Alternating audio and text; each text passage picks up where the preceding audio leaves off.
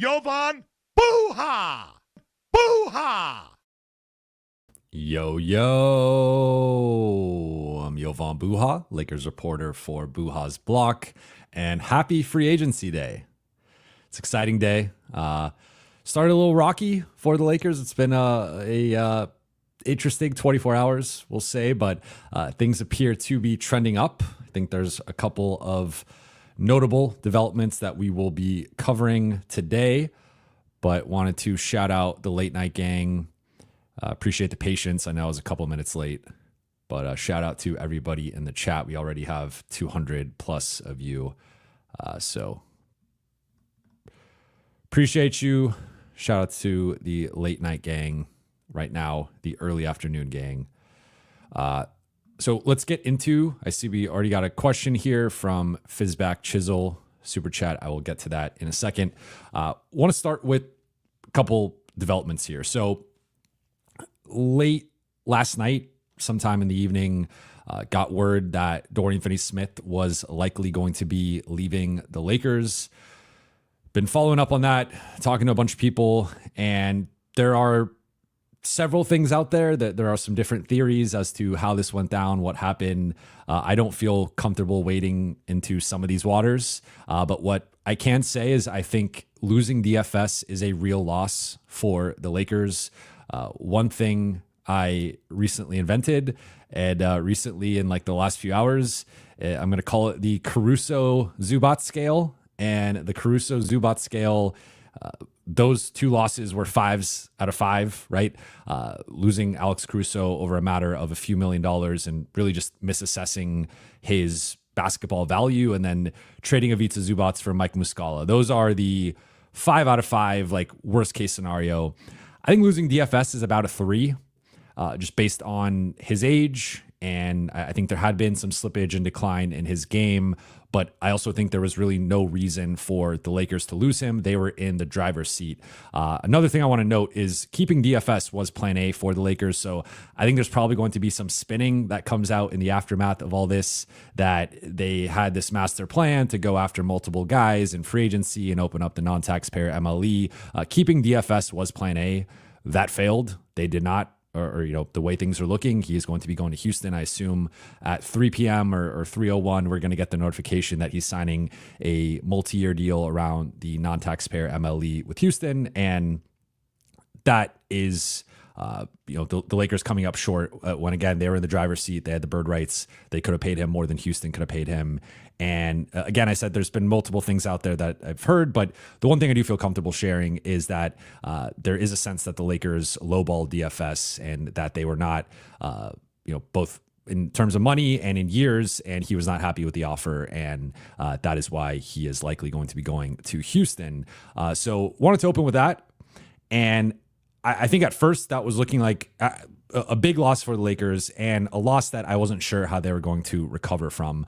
Around the same time, Deandre Ayton gets bought out, or agrees to a buyout. He won't be officially bought out till Wednesday, and that's the big development of the past 24 hours. And he immediately shoots to the top of the center rankings. Like I posted my center rankings list on the community tab yesterday, and ended up not doing a center rankings video because I got all these clips. I wrote up all these scouting reports and stuff, but it just felt like it was becoming clear it was probably going to be DeAndre Ayton or Brook Lopez. So it felt like putting out a list of 10 guys just didn't really make sense.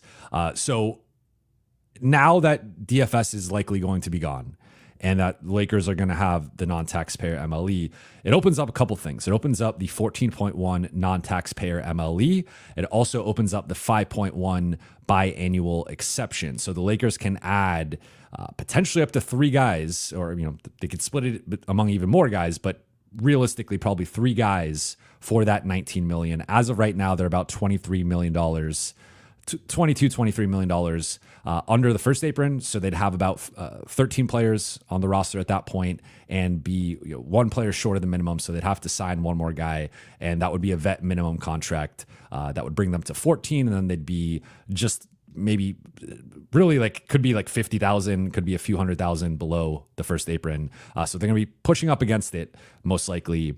But the big development with Ayton specifically is one, there's just a report from Chris Haynes that said that there's a strong possibility that Ayton ends up with the Lakers. And again, he won't clear waivers until Wednesday at 2 p.m. Pacific time.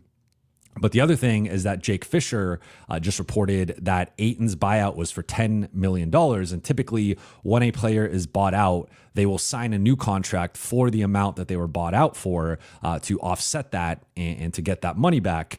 So if Ayton signs with the Lakers for $10 million, they would still have $4.1 million left with the non-taxpayer MLE to go sign another player. And 4.1 isn't a lot, but it is more than the average than any vet minimum contract. So it could be the difference between a vet minimum offer for a player versus getting, several $100,000 more. It's not a big difference, but it depends on the player, their years of service, etc. So you could go get two players for that 14.1, Ayton plus someone else. Then there was a report from The Athletic. Dan Wojcicki and Sam Amick reported that they spoke to three rival teams that said there's mutual interest between Deandre Melton and the Lakers. So theoretically, it would be Ayton and Melton splitting that 14.1, but they also have that 5.1 biannual exception. So could it be Melton for the 5.1 and they spend the 4.1 on someone else? I would assume that Melton, coming off an ACL injury, I believe it was early December last year,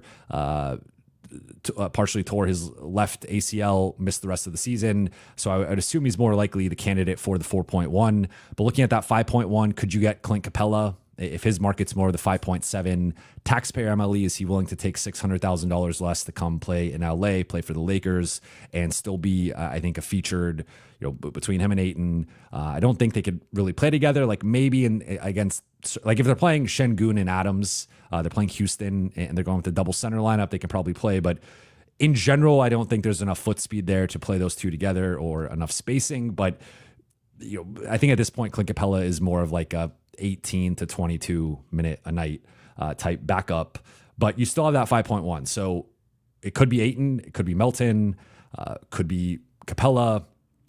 What's the market for Bruce Brown Jr.? Is he a guy who slips through the cracks? So I would say, again, before the report on Ayton, and there had been some buzz going back to last night about Ayton and the Lakers, but there had predominantly been more buzz with Lopez and the Lakers, and it seemed like before the Ayton situation played out that Lopez, if DFS walked, was going to be the primary target for LA. But once the Ayton situation, that there's been more clarity, and now this Melton development, it is looking like if the Lakers can turn this into Ayton, Melton, and Bruce Brown, Ayton, Melton, and Clint Capella, Ayton, Melton, and Al Horford. I don't see Lopez. I think Lopez is going to get the full non-taxpayer MLE or close to it from someone. I would be pretty surprised if he signs for $5 million. But that would be like if you got Lopez and Ayton, right? So I think this is trending now in a positive direction for the Lakers.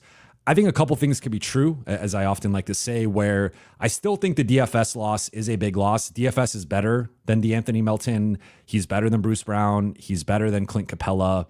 I think Deandre Ayton is better than him. So that's where, again, the totality of potentially getting three rotation level players and getting a younger player who's better in Ayton, like you could sell me on that. I want to be clear that at least my intel, my understanding, this was not the Lakers' plan A. I think it's their plan B, and it looks like it's going to be potentially a pretty good plan B. But I still think there's a glaring hole on the wing.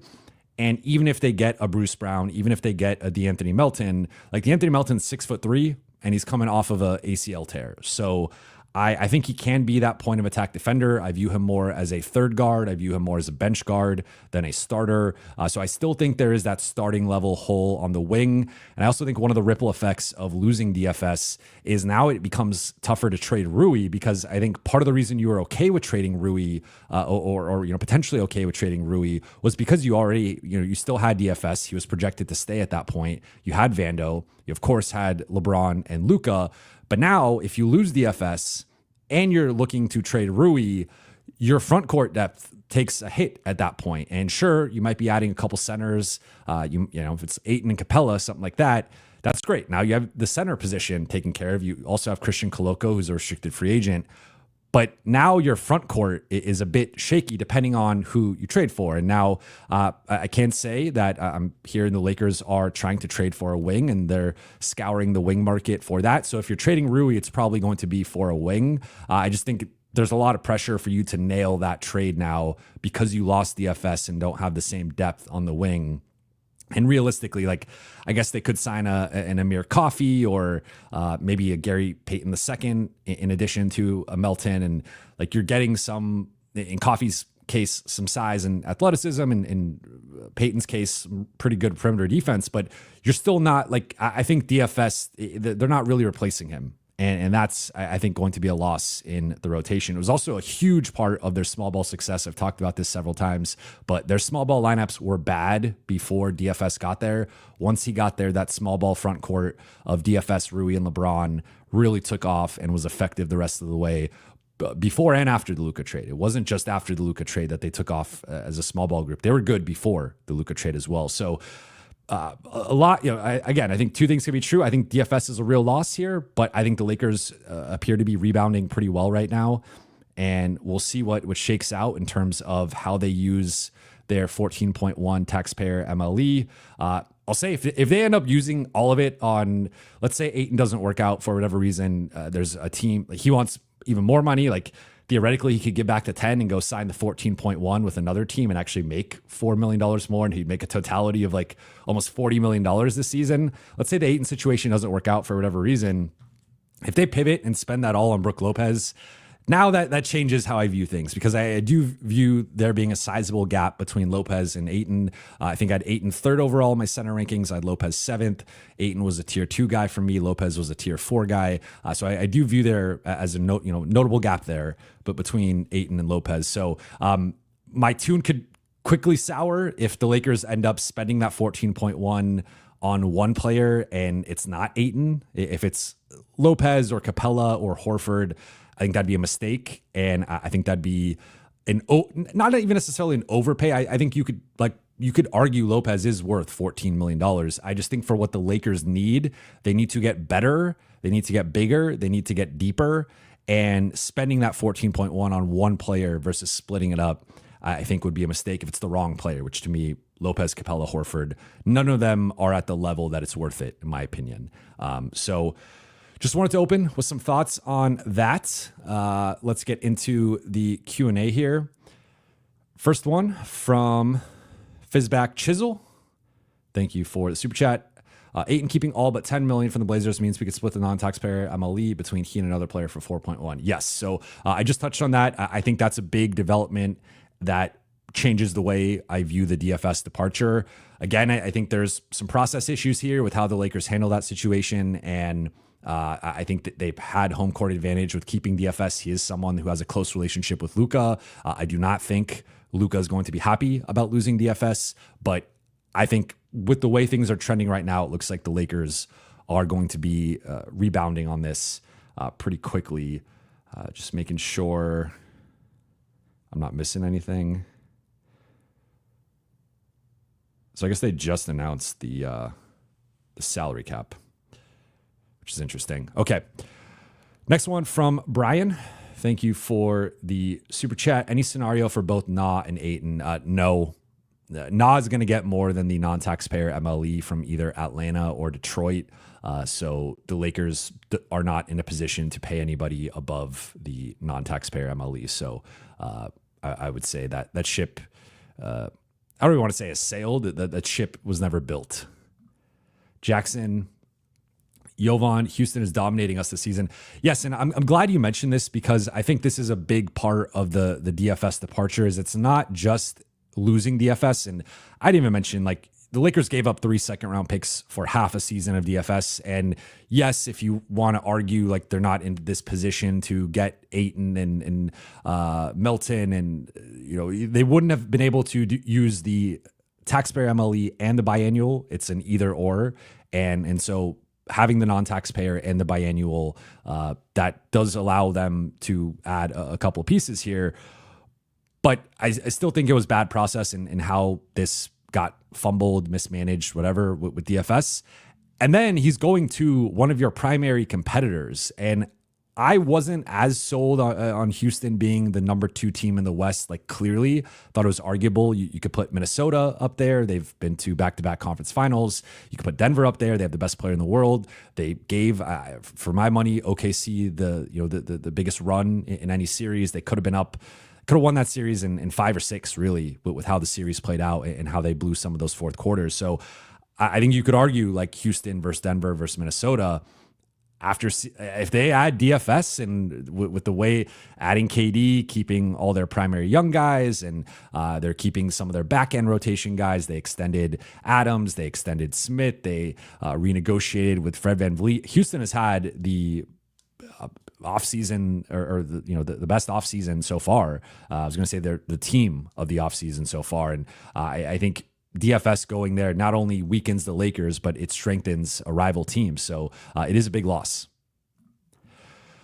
Q Spades, thank you for the super chat. Will the Lakers trade their expiring contracts? I think they're going to do a trade. I still think that the optimal version of this group likely features 2 trades. Unless you're putting all the assets in one trade, then I guess you could talk me into one trade being satisfactory. But I think realistically, it's got to be 2 trades with some combination of the expirings, Gabe, Maxey, first, Dalton, some swaps.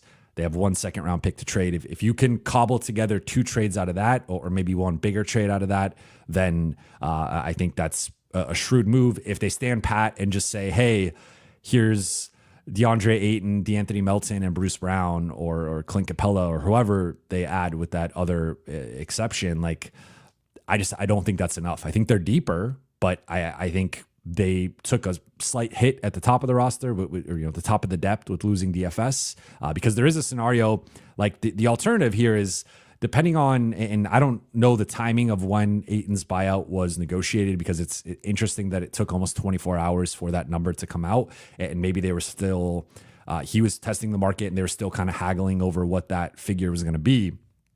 But I want, like, part of me wonders, could the Lakers have kept DFS and just signed Ayton for the 5.7? And if it's like DFS at whatever number he gets or close to that plus Ayton versus Ayton and Melton, and we'll see who the other potential third guy is. Like, I might prefer the DFS and Ayton side, and maybe you could have even gotten Melton for a minimum. Like, I know we're playing the hypothetical game here, and I don't really like to play that, but it's just, I think like Portland would have, of course, loved to give up. I guess they would have been spending more money. So I don't know how they would have felt about like a $6 million difference there instead of 10. But yeah, it's just, we could go down the hypothetical road.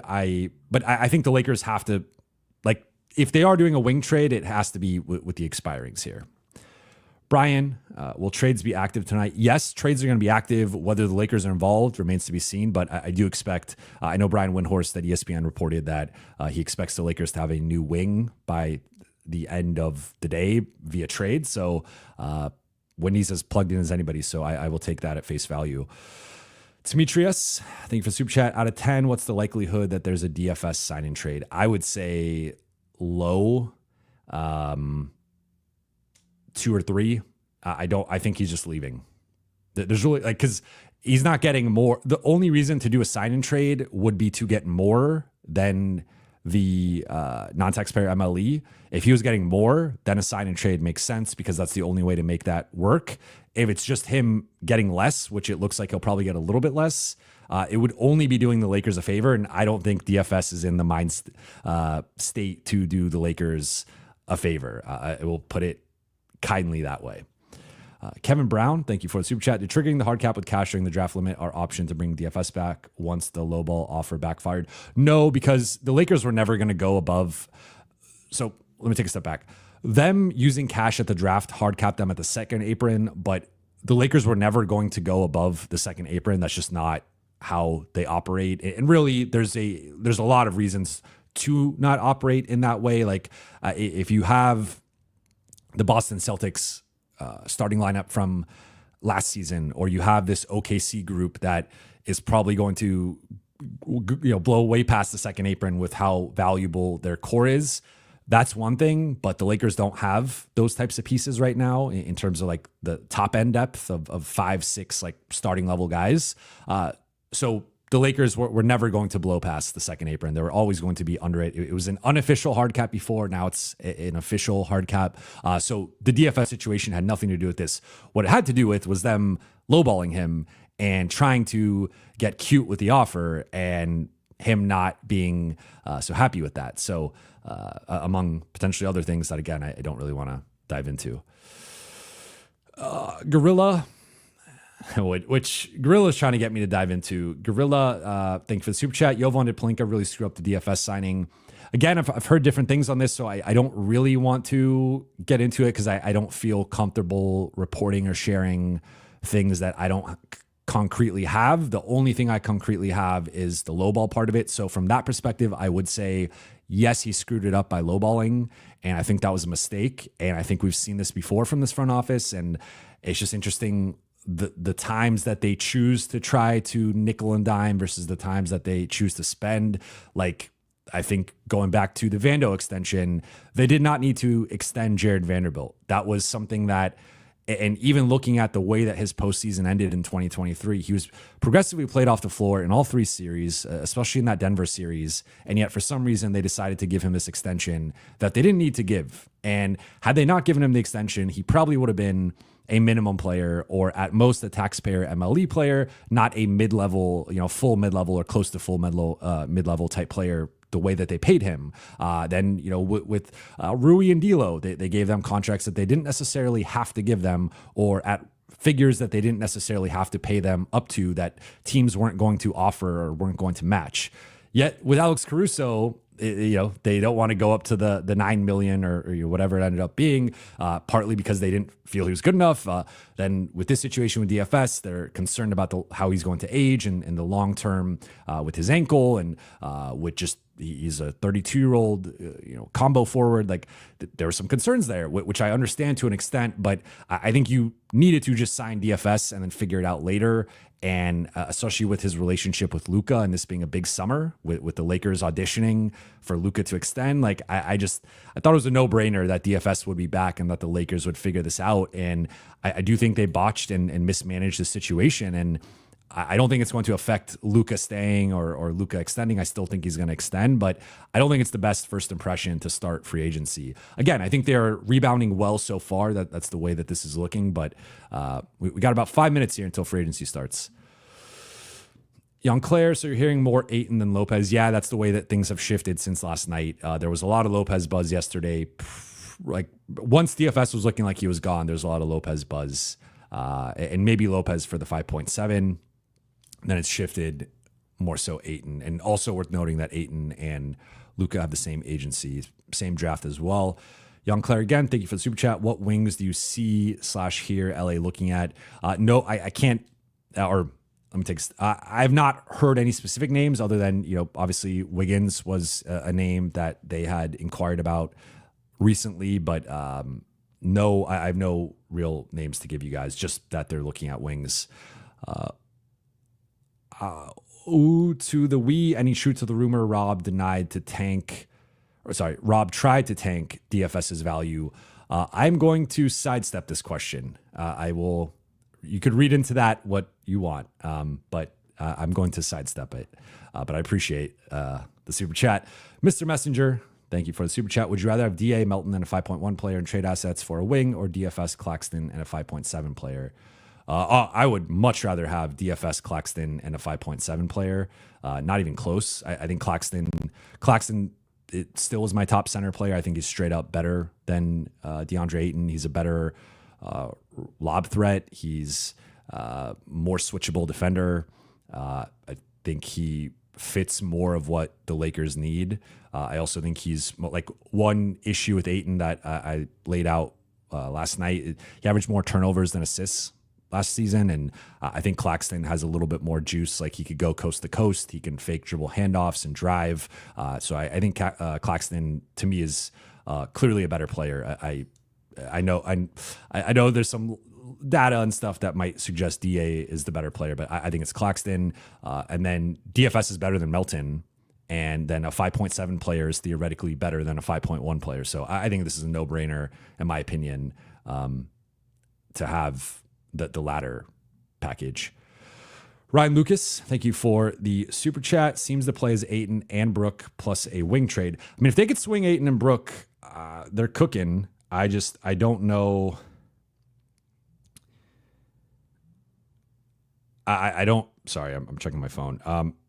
I don't think that. I think not Ayton. I think Lopez is going to get more than the 5, or he's going to get more than the 4. He's going to get more than the 5.1. I'd be pretty surprised if that's the real. Like, any team could use Brook Lopez at minimum as like a backup. Brent, I'm going to try and answer these two before free agency starts. We'll see if I can pull it off. Brent says, is it fair to say that AR may not be cool with LeBron's statement, kind of implying cool with him being traded?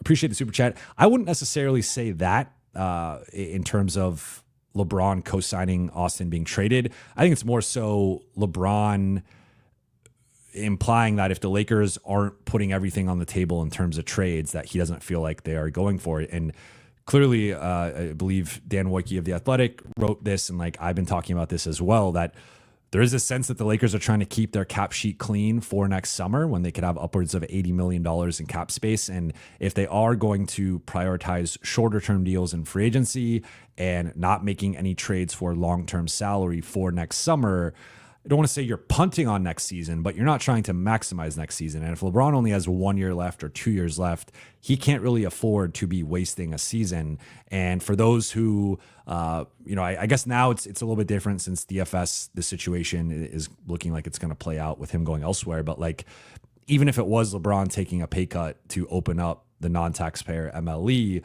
like if it was DFS and Ayton in the best case scenario, I still don't think that's enough. You still had, like, the Lakers always had to make at least one trade, if not two, I think, to truly maximize this roster's potential. And if they're not willing to do that, and again, we'll see here in the coming hours, minutes, I'm guessing we're about to get a flurry of tweets. People are having all these meetings right now, right? Coming to these agreements within a matter of 30 seconds or a minute. But free agency has officially started. But I wouldn't read into that from the AR perspective. I think it's more so LeBron saying, I want to see some urgency here, and I want you guys to trade these picks and swaps. And yeah, all right. Nothing has happened yet. It's been a quiet 30 seconds of free agency. Jerry Soriano, your lender for life. Thank you for the super chat. DFS is no longer an elite on-ball wing defender. He's more of a help defender. I rewatched Cam Whitmore drop 34 on him. We need younger athletic help.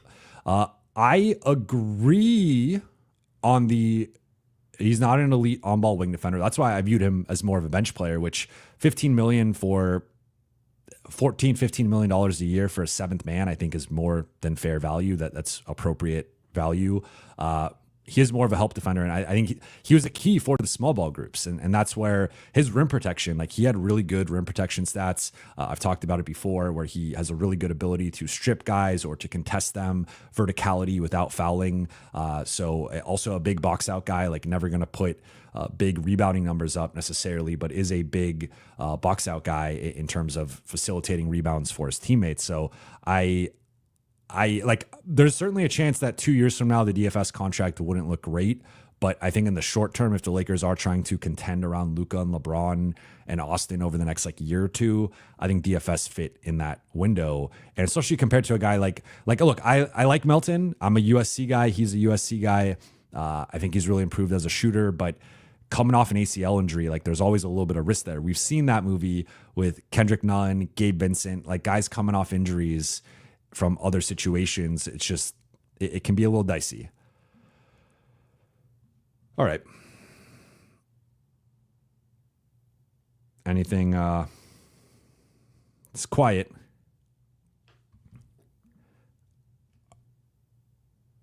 Arun says, a minute in, no news. Yes, it's been very quiet. Opening 2 minutes. RC Baylor, is DFS pretty much a confirmed goner? Yeah, I mean, look, you never want to say never, because if the Lakers somehow, if things fell through with Ayton and they pivoted back and were like, hey, we're going to give you everything you want to DFS, maybe they could convince him to stay. But I've been hearing since about 7 o'clock last night that he is gone. So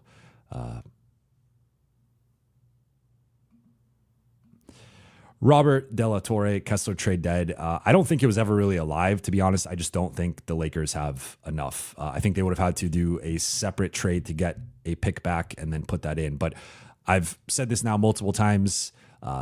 They offered the Mark Williams package for Kessler at the deadline, and Utah said no. They offered Dalton a first and a swap. Utah said no. That's not enough. Utah wants 2 picks and Dalton.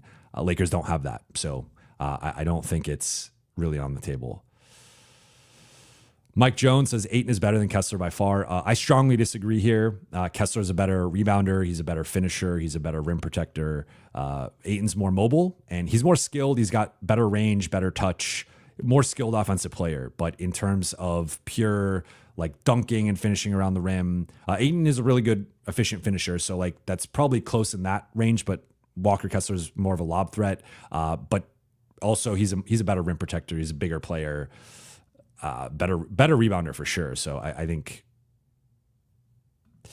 Logan, what about a DFS sign and trade? Is that dead? It's not dead, but it just doesn't really make sense unless he's getting above the non-taxpayer MLE because if you're Houston, right, you'd have to send something like in a sign and trade. You always have to send something back. So why would DFS agree to help the Lakers out and get them an asset when he's upset with how they're handling this negotiation? And then if you're Houston, why would you agree to a sign and trade to send out an asset to LA when you could just sign him straight up? So sign and trades only make sense when you are getting more than you can be signed for because it has to be facilitated by the team, your previous team. But in this case, that's not the, so first thing, we got the Sacramento Kings meeting with Dennis Schroeder and Russell Westbrook. Nothing like Sacramento trying to build a competitive team. Golden says, what is a good Ayton center pairing if he starts? You're saying like backup center?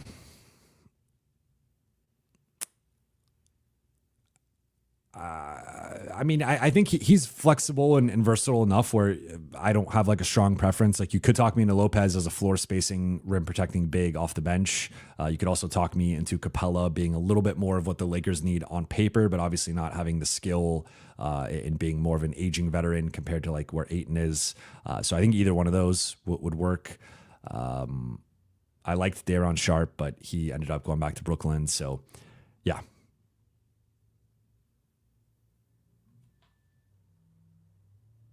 All right, we got Houston re-signing Jeff Green and Aaron Holiday on 1-year veteran minimum deals. Sojourner, any buzz on Clarkson reunion?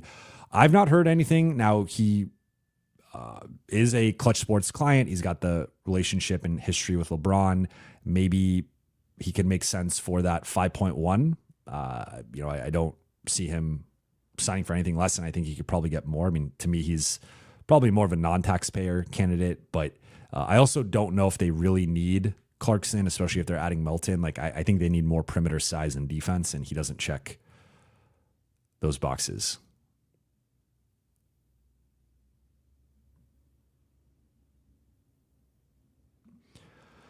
Ryan Lucas, could they announce Ayton today or have to wait? I believe have to wait because he technically has to clear waivers and there's a 48-hour process. I don't think anyone is going to claim him off of waivers because it just, I mean, that's like, other than Brooklyn, no one can. I guess Detroit maybe could, but they're trying to get other players. So, he's going to clear away, but like he can't officially. I think there could, we could see a report if Ayton clears waivers, he plans to sign with the Lakers, but I think it's probably too premature for that right now. Mike Jones says, I like Marvin Bagley off the bench. He's an interesting third center. I think I'd still rather have Christian Coloco, to be completely honest, but Sky Falcon 5 says they can announce Ayton intends to sign with the team. Yeah, he just has to clear waivers, but he will. Tony G, what about Cam Whitmore for DFS? Again, so to be clear, like there's no reason for Houston to accept a sign-in trade when they can just sign DFS. So they can keep Cam Whitmore and sign DFS. Like there's no reason for them to trade him to the Lakers. So I do not foresee that happening. Kevin Cambridge, any way to grab Jake LaRavia? He could be a candidate for that 5.1 or the 4.1. I think 5.1 would be more realistic, but he's another name that I do like, and he's a solid defender, not quite the wing stopper that they need, but again, I think they probably have to trade for that wing. Kane Carter, haven't talked to him in a while. Hey, OVO Buha, does Ayton's lack of motor concern you? Yes, it does a little bit. I'm not going to lie. I think there's a reason why he didn't have a trade market as a $35 million expiring contract. There's a couple moments. He gets drafted in his opening press conference, says that he just wants to make it. His NBA goal is to make it to his second contract, which, paraphrasing, but that was the general sentiment. And then he had the infamous situation where he had the icy roads, so he missed the game and didn't make it to the game, which he got trolled for. So I think there's been some questions about his motor and just how hard he plays, and he can float sometimes if he's not getting the ball, if he's not happy with his touches. So there's a reason why he's available, and every player has their warts, every player has their weaknesses, their deficiencies. So I don't want to rag on the guy too much, but certainly if we're thinking about how the Ayton situation doesn't work out, I think the questionable or inconsistent motor would be a big part of it. Zubcut, how can we get Houston to sign Westbrook? Thank you for the super chat.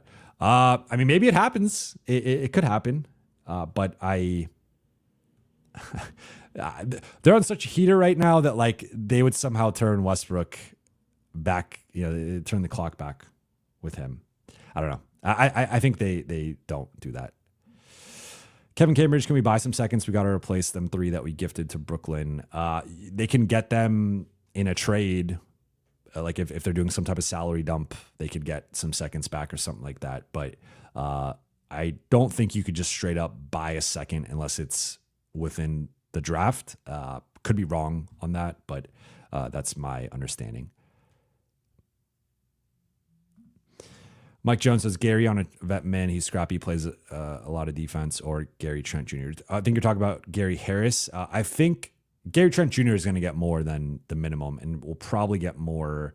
He's I think, non-taxpayer MLE candidate, or at minimum a taxpayer MLE candidate. Gary Harris I could see as a minimum, or in that 4-5 range. Lucas, Jovan, do you think the Lakers still make a move for a wing? Seems like we're addressing center at free agency. Yeah, I mean, they have to. They can't. I'll say, if the Lakers walk into next season and it's DeAndre Ayton, LeBron James, Rui Hachimura, Luka Doncic, and Austin Reeves, I just don't think that's a good enough starting group. I don't think that's a good enough group defensively. And I think they're setting them, I think that's an awesome offensive group. And you have 5 guys who can all drop 15 on any given night, or even we could see, remember the Lakers had that one game against the Pelicans. I want to say it was this past season where they had 4 guys drop 20 plus. They have that type of firepower with the starting group, but the defense is I think Ayton needs some help on the perimeter with I think it helped him playing with Tamani Kamara and some of the guys that Portland has. I think Rui is not, Rui should not be a wing stopper. He is more of a 4 than a 3. So I think the Lakers I would have some concerns if that's the starting group going into opening night.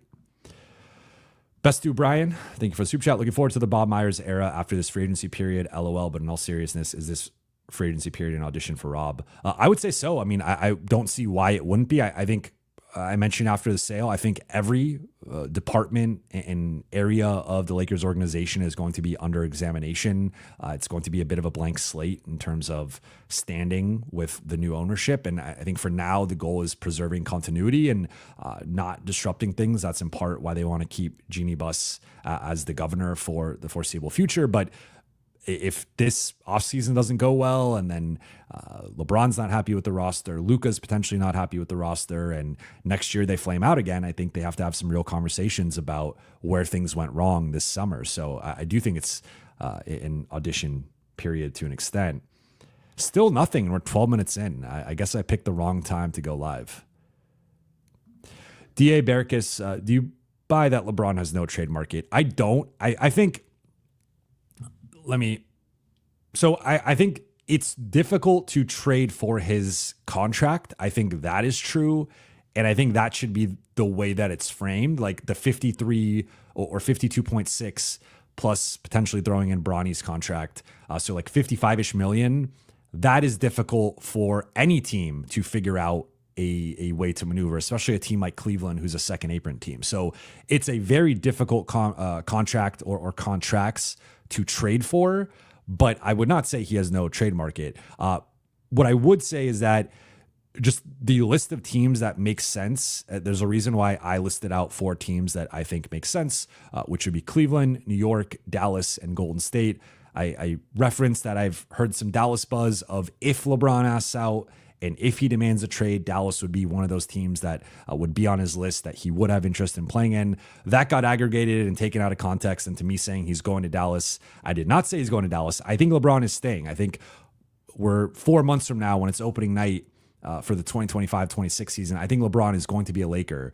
However, I think if things, for whatever reason, don't go as planned and LeBron is upset and really wants out and really doesn't feel like there's urgency, I think Dallas would be one of the teams at the forefront of his list and maybe even the favorite. But my point with the LeBron market is that I think it has to be a big team.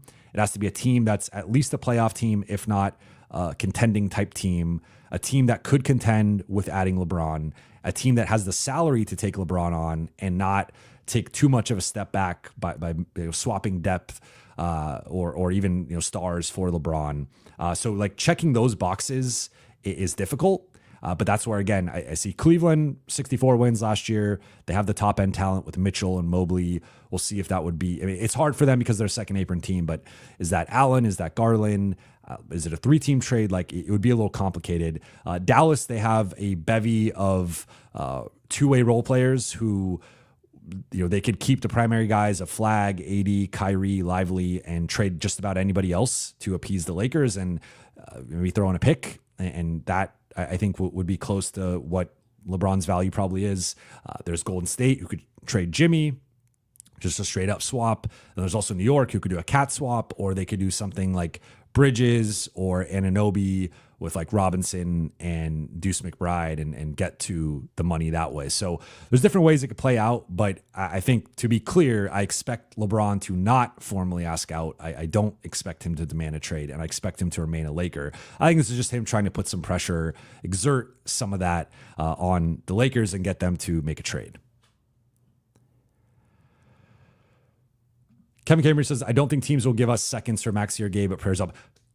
To be clear, this would be the Lakers attaching a first in this trade to dump, and then maybe getting like a crappy second or two back. So I don't think they're going to, I'm with you. I don't think they're going to get seconds for Gabe or Maxey. I think it's more so if they're attaching stuff to dump.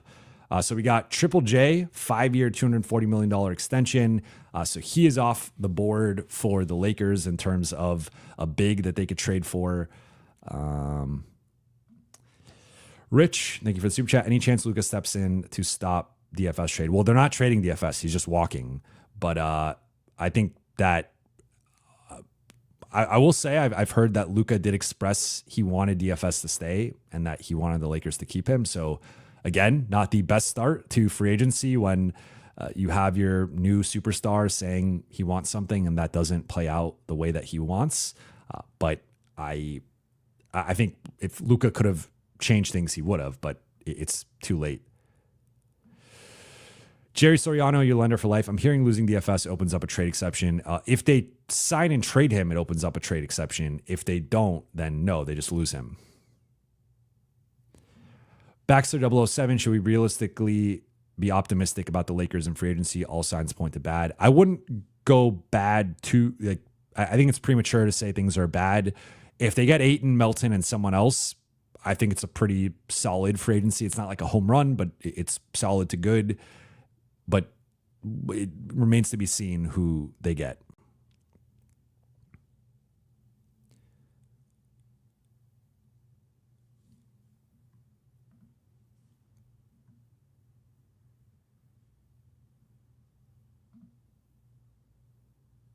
I see D.A. Barricus and Bo 12 all day asking about Vando starting.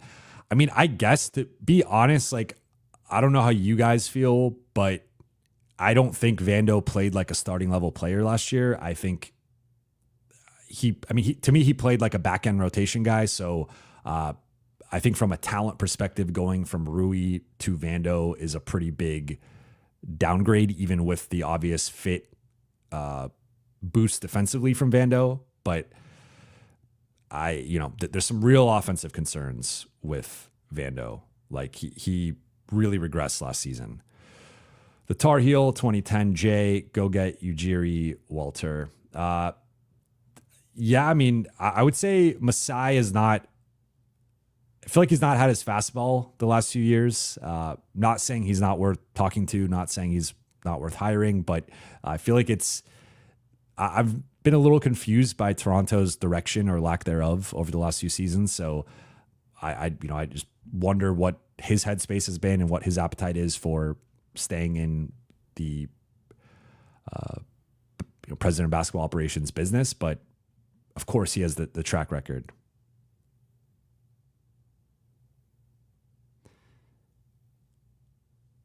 Broadway Kobe, Ayton is better than Mark Williams for real. 100% agree. I agree with that.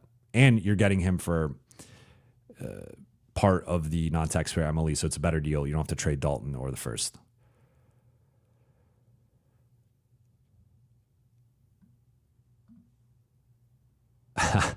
Kevin Brown, thank you for the super chat. Woj is going to make his comeback by posting a pic of Mark Walter and Masai Ujiri having lunch at the Ivy right before the trade deadline.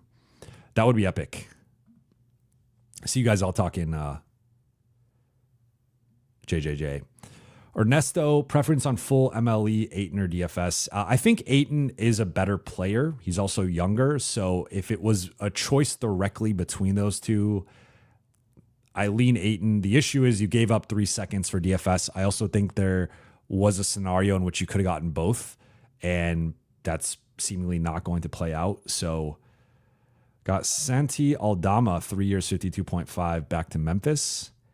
So that's what, 17-ish a year, almost 18. Pretty good value for Santi.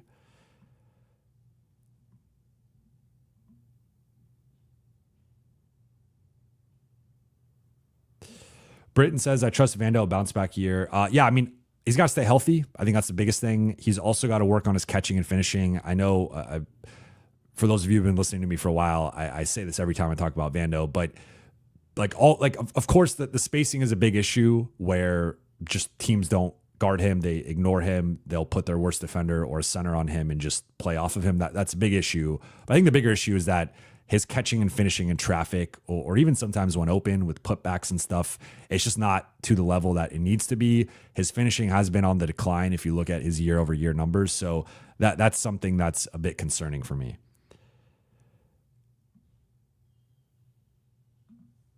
C-Dub, can we still facilitate a DF?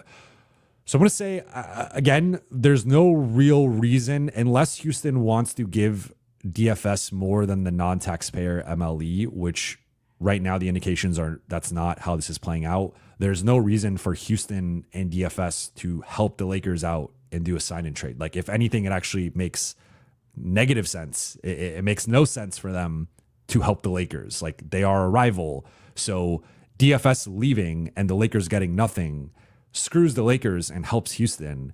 So that's what Houston's going to want. That's what DFS is going to want. So I do not see a sign and trade is possible. There's just no logical reason for Houston to do a sign and trade.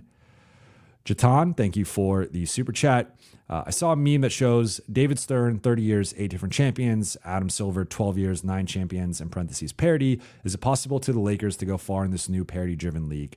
Yes, because I think the Lakers will always have a built-in advantage with the brand of the franchise, with the history of the franchise, with the allure of playing in LA, playing under the bright lights, being a Laker. Like, that still means something. That's always going to mean something. And if we start to see this gap where I think we're seeing the middle class of the NBA get squeezed, where it's becoming more of the stars and the top 50, 70, 90 players in the league are going to be making, 30 plus million. And the rest of everybody else is going to be making, still good money by the relative, or, by all living standards, still good money. But by NBA standards, like, $15 or less million, that $15 to $30 million middle class is going to start to get squeezed more.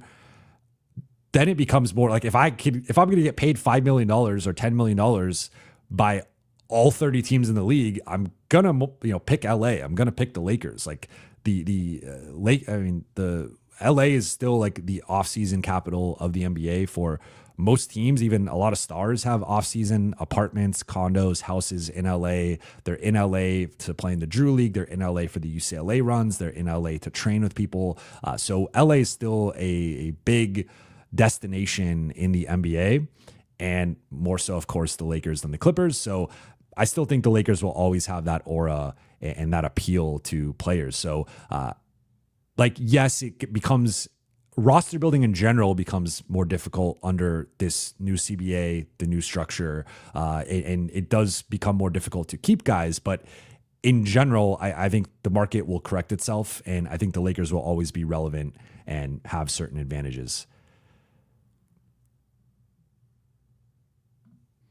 Benson, Gafford plus Lively for LeBron and Bronny. I do not think they would give up Lively in this deal, and really there's no reason for them to give up Lively. I laid out yesterday, I think something that would make some sense would be something like Gafford, Washington, Clay, Max Christie in a first, something like that. Lakers get 2 starting front court players that started with Luka on a finals team. They get Clay, who's someone they were after last summer. Luka signed off on Clay going to Dallas last summer. Then you also get back Max Christie, and you get a first. I think that's an interesting potential trade with Dallas. Just making sure I'm not missing anything. Benson asked again. Yeah, I just don't. Lively's, I think he's their second best asset behind Flag. He's 21 years old, and he was playing closing minutes in a finals at 20. Like he's really, really good. Toon Spade, should be more criticism on DFS playoff performance. I think that's fair. I mean, the shooting was a concern. I think DFS was playing almost full-time center in that series because of Jackson Hayes getting played off the floor and the way that JJ ran the rotation. So part of me gives DFS some grace as to he's not a full-time center. I think he could play center in stretches in certain matchups, but he was playing one of the biggest front courts in the league with Rudy Gobert and Naz Reid and Julius Randle and Jaden McDaniels. And all 4 of those guys are taller and or stronger than him. And he was having to try to protect the paint. And I think the physical wear and tear of that series really beat him up. Now, if you have a Deandre Ayton, if you have a Clint Capella, or you figure out the center position, and now he only has to play 5 to 10, maybe 12 minutes at center tops. Like, I think that's a little bit of a different story, but he was routinely playing. I mean, we could debate who was technically the center, but a lot of times it was DFS as the last line of defense. And I don't think he was set up for success in the series. Now, could he have shot better? Yes. Could he have been more aggressive, more assertive? Yes. I don't think he had a good playoffs. On the offensive end, for sure. I think defensively, he was fine given the circumstances, but still, I think we're talking about, like, to me, DeAnthony Melton's more of a minimum player. Ayton, again, I think is better, but I think ideally you would have had both. If we're talking about like Bruce Brown and some of these other guys, like, they are just as flawed, if not more flawed than DFS. And DFS is 6'8", and I think the Lakers still need a lot of size, especially on the perimeter and the wing. Jatan, thank you for the super chat. I just want to give you more because you said my name right, and it's hard to do. LOL. I hope I didn't just butcher it there, but respect your work, and thanks for your response to my previous question. I appreciate you. Us fellow J names with the difficult pronunciation have to stick together. Antonio Rosa says, and DFS still shot 37% from 3 against Minnesota. Not that bad. Yeah, I think the rebounding is a bit of an issue. I think there's some overlap with DFS and Rui in terms of their limitations. But Adam says, when DFS guarded Rudy Gobert, Gobert looked like Shaq. JJ's a genius. Yeah, I mean, look, Rudy didn't have a good first 4 games offensively. Was fine defensively, fine to good. But yeah, the last game, he was a beast.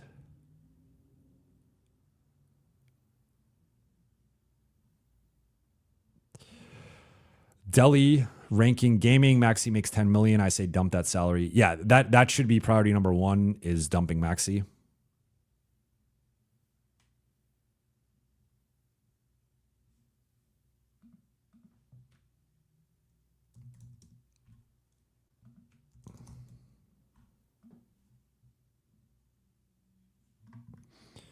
I'm just looking something up quickly.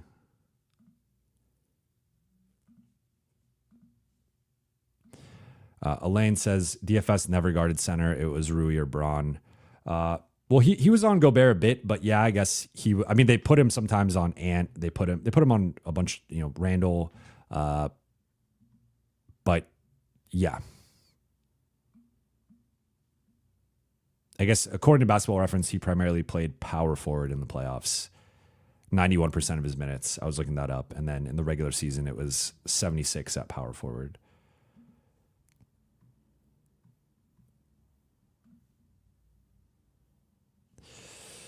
I don't even know how to Rofficial RD. I hope that's how I say it. Jovan, can you add a notepad to the side of the screen with the list of signings as they come out? What I can do is I'll start bringing the signings up on the screen and sharing my screen once they happen. How about that? Let's do that. 1 second. I'm going to share my screen. All right. And I will I'll zoom in there. So we got the big news of the day so far is the Jaren Jackson. And then if anything else pops up, I will bring that up. Okay, let's back into the chat.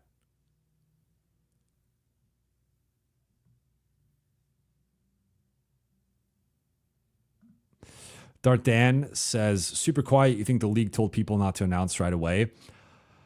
Maybe. I think it is like optically hilarious. And that's why I was making the joke before 3 o'clock that you're not supposed to have these other conversations. That's why like every announcement so far has been teams with their own players. Like you're allowed to negotiate with your own free agents, but you're not allowed to negotiate with other free agents. So the last few years, it's always been at 3:01, there's like 5 signings that get announced. And it's like, okay, well, these teams didn't have a 1-minute meeting in which they agreed to terms. So I think maybe optically they're trying to control that. Let's see here. All right, here we go.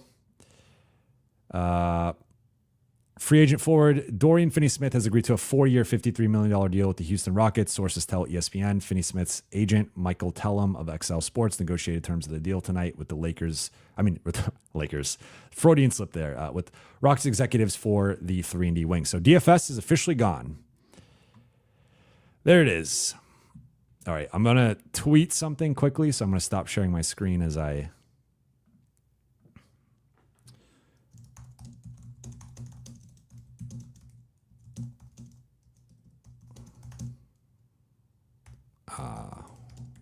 One second.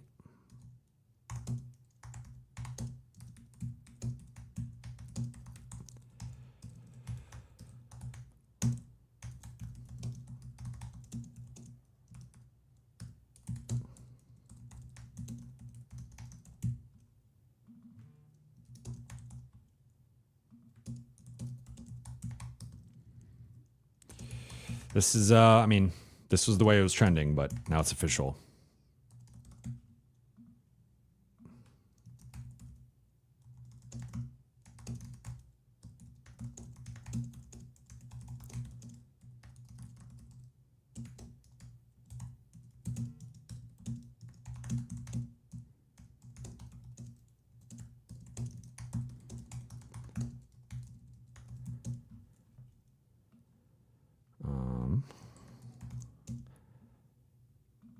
Sorry, I'm about to tweet and then I'm back into the chat.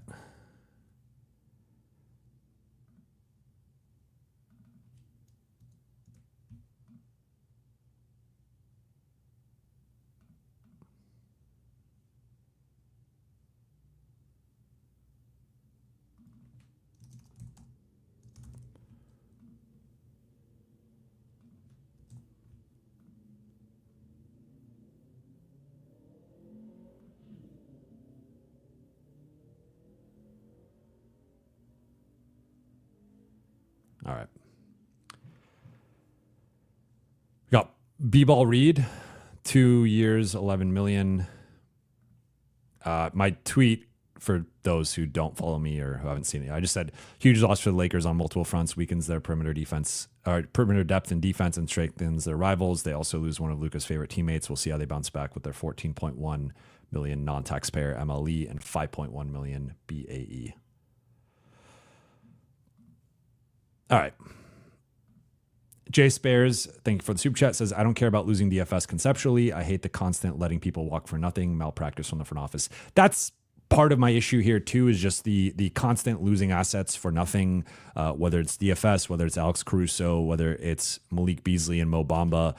They've done a poor job of maintaining assets and roster spots and salary spots. So to me, it's more of the mismanaging of that. Like I do like DFS, led the team in plus minus in the regular season and playoffs during the portion of the season he was on the team. I think he's a winning player. I think he does a lot of little things that don't show up in the box score. And you guys know, like from the moment he got there, I was advocating for him to start. Ultimately, that's not how it played out. And Rui deserved that starting spot. But DFS was, I think all things considered, their fifth best player, sometimes even their fourth best player, depending on the night. And I think it is a loss. So we'll see how they. Shucks Music says, question is Luka okay with this? I don't. Okay is relative. I mean, I'll say okay is relative. Like, I don't think he's happy about it. I'll say that. That's my read on the situation.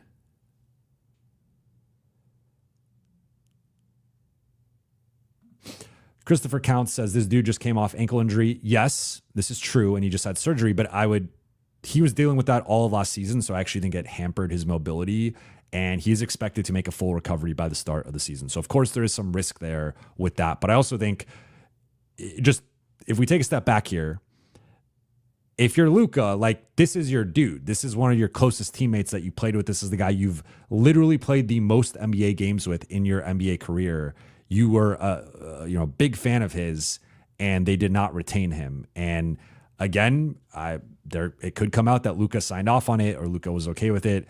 My understanding was that was not the case, and Luka told them he wanted to keep DFS. So again, we'll see how they bounce back with the taxpayer or non-taxpayer MLE and with the biannual exception, and maybe they could get 3 players that upgrades the depth and the rotation, and we're talking about this as more of a win or a silver lining. But for now, obviously, it's tough.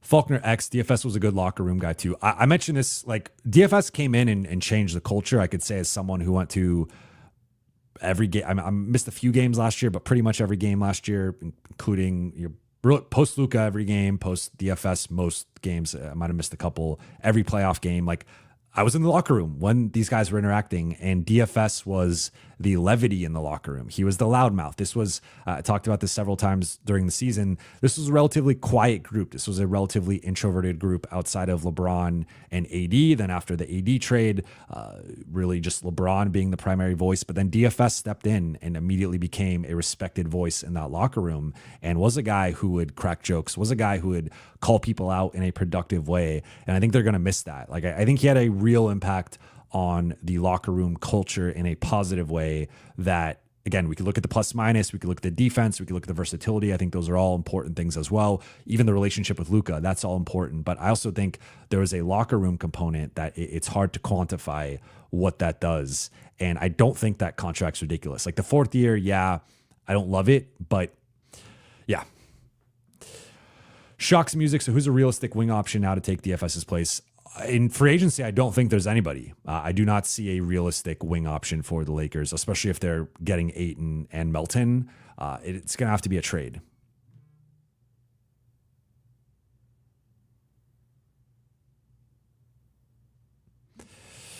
Just Dex making music. What could Rob gain by lowballing? I mean, every dollar matters. Like I understand the conceptual argument to try, like that's just negotiating, right? And the Lakers we're projected to be pushing up against the first apron. So having some wiggle room, even if it's like 10 million versus 12 or 12 versus 14, I get that in theory, but I think you have to know KYP, know your personnel, know who you're dealing with. And I think clearly that strategy just didn't work, and it resulted in DFS bolting.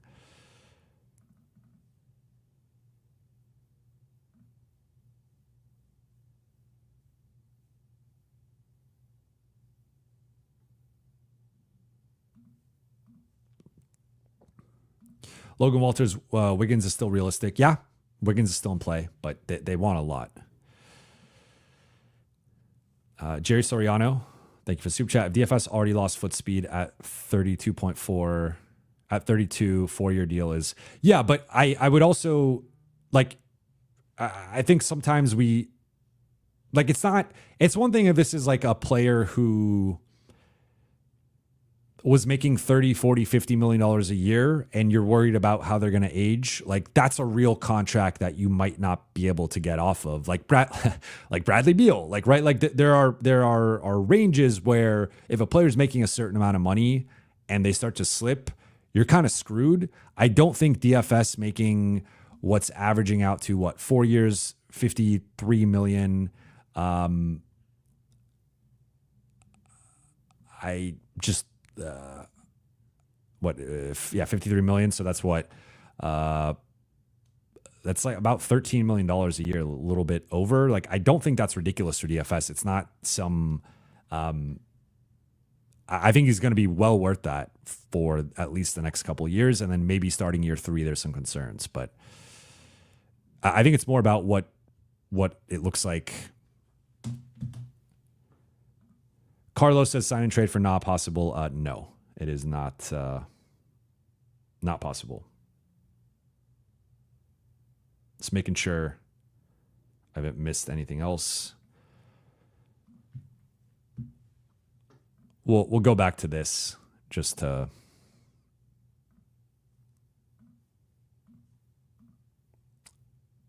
We'll keep this up for now until the next thing happens.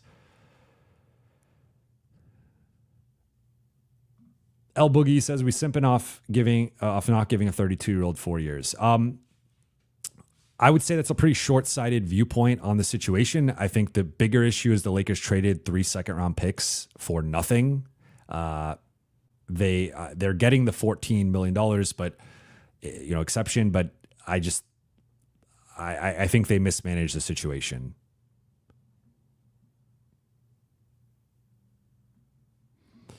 Joshua Grimmett, what wing would you trade for? I'd trade for Wiggins. I would trade for Herb Jones, Trey Murphy. I think those guys are. I have my list. Let me pull up. I did a list on a recent mailbag. Potential wings and guards that could be available. So I had Drew Holiday at the top of this list, and he's of course now on Portland. They could reroute him, but I doubt it. Wiggins, MPJ, Keegan Murray, Benedict Mathurin, Derek Jones Jr., Ochai Agbaji, Royce O'Neal, Matisse Thybulle, KCP. So KCP, this was before KCP. Actually, no, this was post Orlando. This was KCP in Memphis already. So seems like they're probably keeping KCP. And then Drew Holiday, it's TBD with what Portland's doing with him. But everyone else is technically available. But there's obviously, like, Wiggins to Matisse Thybulle is a wide range of players. And Agbaji, O'Neal, Thybulle, I don't think those guys are starters currently. I do like Agbaji a lot, actually. Derek Jones is a fringe starter, in my opinion. Mathurin just depends. Like, could be a casualty of Indiana's cap situation, especially if they re-sign Miles Turner. But if I'm them, I'm trying to keep Mathurin. I like Keegan Murray. I think there's some untapped potential there, but he's also kind of more of a 4 than a 3. So some overlap with Rui. MPJ is just really expensive and doesn't play defense consistently or much at all. So I keep coming back to Wiggins being the guy. It's just like, what's the price?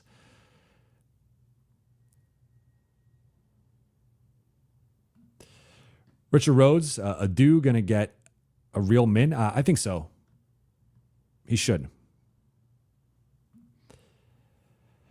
Ryan asked, was losing DFS about the contract length. I heard it was the money and the length and some other stuff that I'm not going to get into. But I'm sure you guys have seen some of the rumors. Rich, thank you for the super chat. If DFS was all that, why let him walk or lowball? Well, good question. Fair question. I think they tried to lowball to just get a better deal, which clearly did not work. And I also think that clearly the Lakers didn't think he was all that. And I'm not even saying he's all that. I just think that, especially, let's just say for argument's sake, this ends up with the Lakers with Ayton, Capella, and Melton. I like all three players. I think they now you got your center rotation, Ayton and Capella. You add a point of attack bench guard in the Anthony Melton. I don't think he's starter level anymore, especially coming off an ACL tear. Could prove me wrong, but even then he's 6'3", so I think he's a little small for that starting wing spot. But you still have a glaring hole in the wing, and I'm not saying DFS was going to solve that per se, but he was compared to Vando, for example, just a better player, more useful player, much better shooter, and different defenders at this point of the season, or their not season, respective careers. But I just think he added a wrinkle to the front court that they just don't have, and I don't see them necessarily replacing. Allowed them to play small and be effective playing small. So I just want to say the front office doesn't have the best track record with making personnel decisions in terms of what guys are worth. I would say they have a pretty shaky history with that, and that's where I feel like some people are caping for the front office that I just disagree with. They have several high profile losses with role players where they misevaluated Ivica Zubac, they misevaluated Alex Caruso, they misevaluated KCP and Kuzma and what they were worth and what they were going to become in their, what they could have been in the Lakers ecosystem. I think there's been, and now I think this is going to be the latest one that goes I just think they misevaluated it personally. Want to make sure I haven't missed any questions quickly. Aaron, thank you for the super chat. Brooklyn Price or Cam, J, Luka, AR, Cam, Braun, Ayton. My issue with Cam is he's just not that good defensively. I don't think I think he's better at guarding wings than Rui is, but he's not as strong and I would say not as versatile defensively as Rui. So I think he's he's a notably better offensive player, clearly a better shooter, and I would say a better overall scorer, can kind of create his own shot at a higher level. We've seen him routinely put up in that 17 to 22 range in Brooklyn, but I don't think he's good enough defensively, to be honest. And the price is high. The price is, I think it would start at Dalton and the first, and you might not even be fully there for what they want. Jerry Soriano, thank you for the super chat. Would you do Vincent, Kleba, filler, and first for Wiggins? Yes, I would in a heartbeat. The filler is probably Shake Milton. I would do that in a second. I would do that yesterday. Benson, thank you for the super chat. Sorry, I meant Kyrie Gafford for Bronny. I think LeBron would be going to Dallas to play with Kyrie and Flag. And let's see, apparently there's... I'm showing you guys my mentions, which is a disaster. Okay, Jake LaRavia, 2 years, $12 million.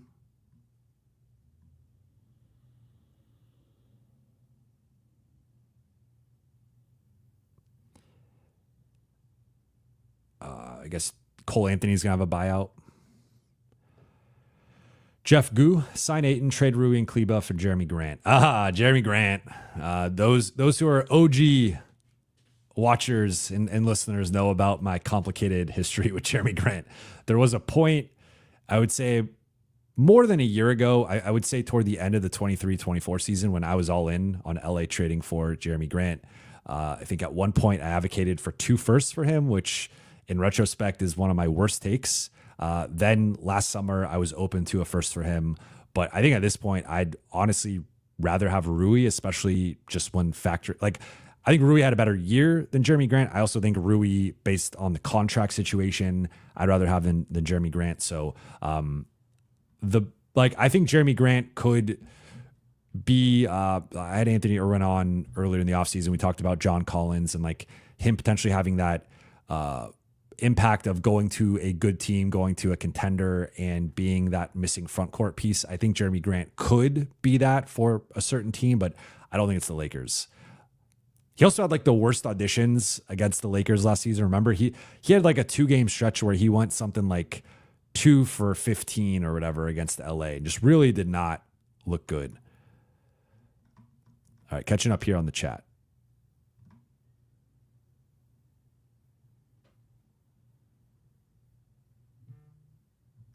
Wait, what's going on here?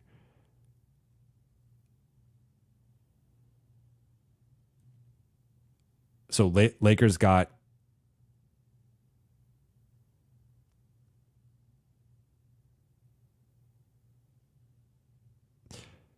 so Chris Haynes said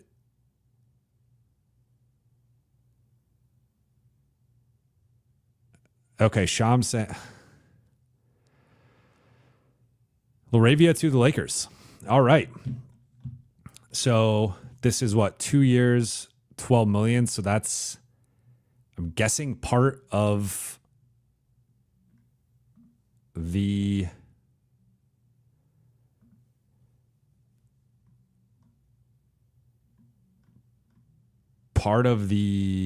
it could be, yeah, I guess it's the biannual exception. Okay.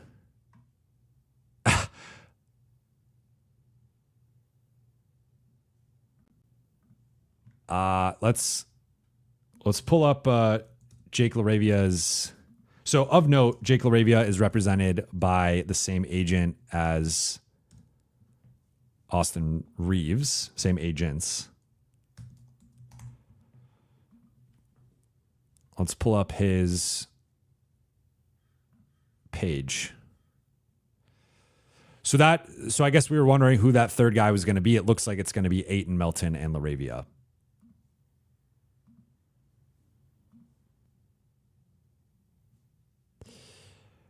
So LaRavia listed here as a power forward. I think he could play either forward position, 6'8", 235, although these heights and weights aren't like the official ones. From Pasadena. I did not know that. This past season, so he's played 3 years. He did show some improvement. He's actually low-key a Laker killer. He's had some big games against the Lakers.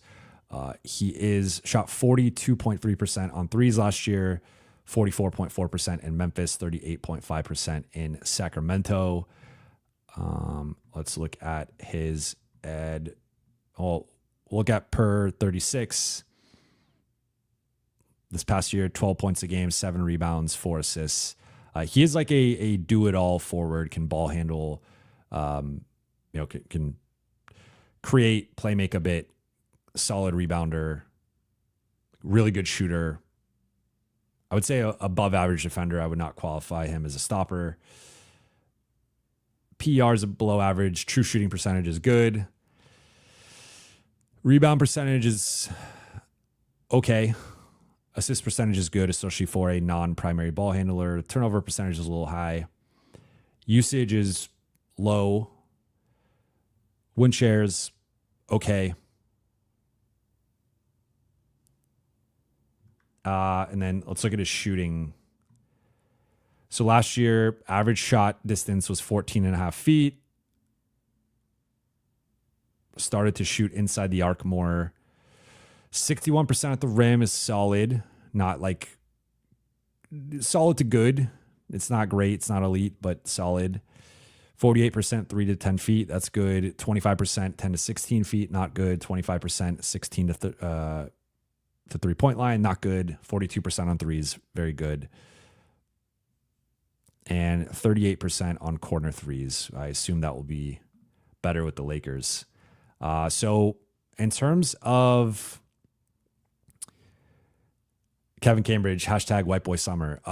Immediate thoughts. I mean, there had been some LaRavia buzz just because of the relationship with Austin and the AMR agency. He is 23, going to be turning 24 at the beginning of the season. I like it. For that value. I think he's good. So I think it'll be LaRavia. Now, I mean, and I know he did the interview with Trevor on Lakers Nation, and he was with Austin. They got together for an agency meetup. So this is funny. It's just interesting. I think it's solid. C-Dub, is bro a starter? I view him more as a high-level bench player right now. I don't think he's the answer. If you're asking if he's he's not better than Rui, and I would not say he's the starting small forward solution. Richard Mejia says, we're already off to a better start than last year. Yeah, I mean, look, if they get Ayton and Melton, I like, for the 19 million combined for Ayton, Melton, and LaRavia, I like that. Aaron says a young vet on a deal. Yeah, I like it.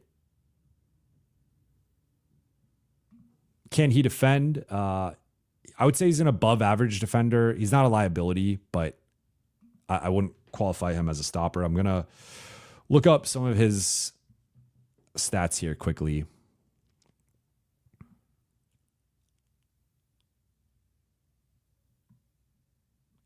He wasn't someone super on my radar because I didn't think the Lakers were going to have the option to get him, because they were clearly going to go for a center. And then he was not a minimum player in my estimation, which clearly he did not go for the minimum.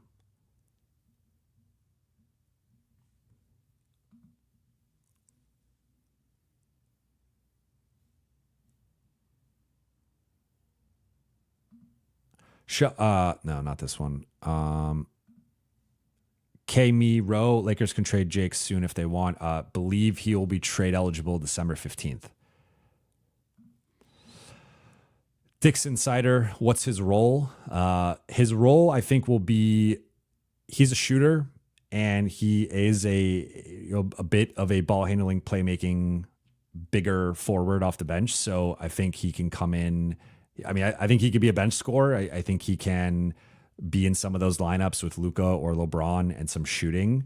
So I think his role is primarily going to be bench scorer / shooter, who's not a liability defensively. Anthony asked, does this mean no Ayton? No, the Lakers still have their full non-taxpayer MLE. I think they used a BAE. DA Berkus, you should cross-stream with Lakers Nation. That's not a bad idea. Probably get more viewers. But I'm going to pod with Trevor soon. Aaron, thank you for the super chat. Need a Luka, AR, DK4, LaRavia, Kleba lineup. We'll call it the whiteout lineup.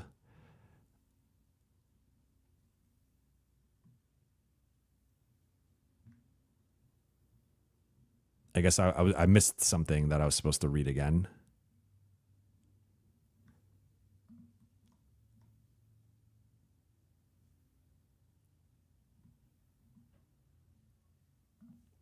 Jerry Soriano, can Sharp be traded by Brooklyn after re-signing? It's got to be December 15th. All free agents are December 15th, unless there's certain percentage increase or bird rights usage that then you would be January 15th, but December 15th.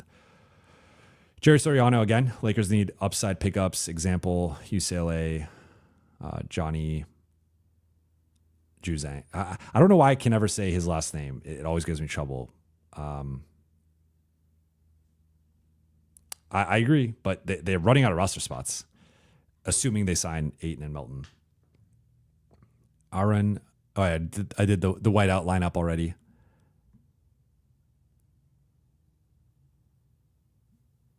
C-Dub says, someone said went from showtime to snow time. Richard Mejia says, hit that like button. Yes, please hit that like button if you've not done so. We got about 1,500 people in here. Let's keep it going. Logan Walter says, this might confirm Rui being gone. I will say there is some overlap with Rui and LaRavia, and I could see him being a Rui replacement if they flip Rui for more of a defensive wing. David, a second-year player option. I don't have that intel yet. Let me...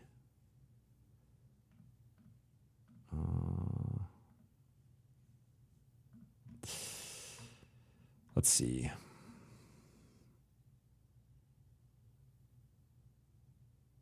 Fully guaranteed. So no options. Interesting. So it looks like they used part of so I'll pull this up from Yossi Gozlan here.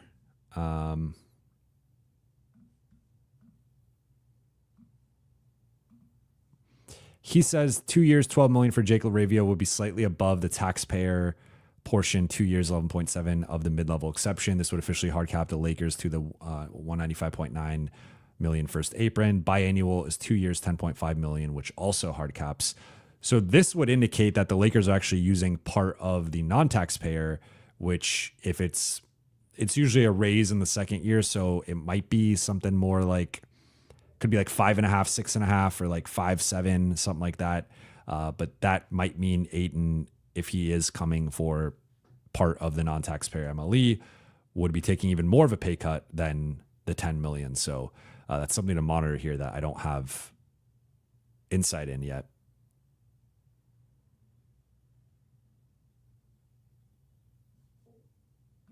Ken Carter says LaRavia is what you want Rui to be on D. El Boogie says White Boy's making a comeback. Matthew Fields, what tier is he in? I didn't think, like, if you look at so the list that I had of guys was actually trade candidates. All those guys are not free agents that I referenced. And then in terms of, I just didn't think LaRavia was probably like going to be available for what the Lakers had financially. So I hadn't updated it since last night. I probably would, on this list that I have of trade targets, I would put Holiday above him. I would put Wiggins above him. I would put MPJ, Murray, Mathurin. He's probably close to the Derrick Jones Jr. I think Derrick Jones is obviously a better defender, and the Lakers kind of need that position a little bit more. So I'd probably rather have DJJ, but it's probably right there with Abaji. But I'd probably rather have LaRavia than Abaji. I think that's close. In terms of free agents, guys like Gary Payton II, Gary Trent Jr., Amir Coffey, Taurean Prince, Bruce Brown. I think I'd rather have him than all those guys, other than maybe Bruce Brown, to be honest. So he's up there for sure.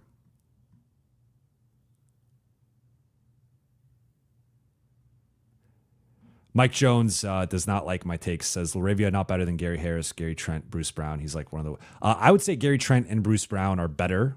I agree with that. I think Gary Harris is worse. Brent Clark says Gabe is still in a contract. Yes, he is.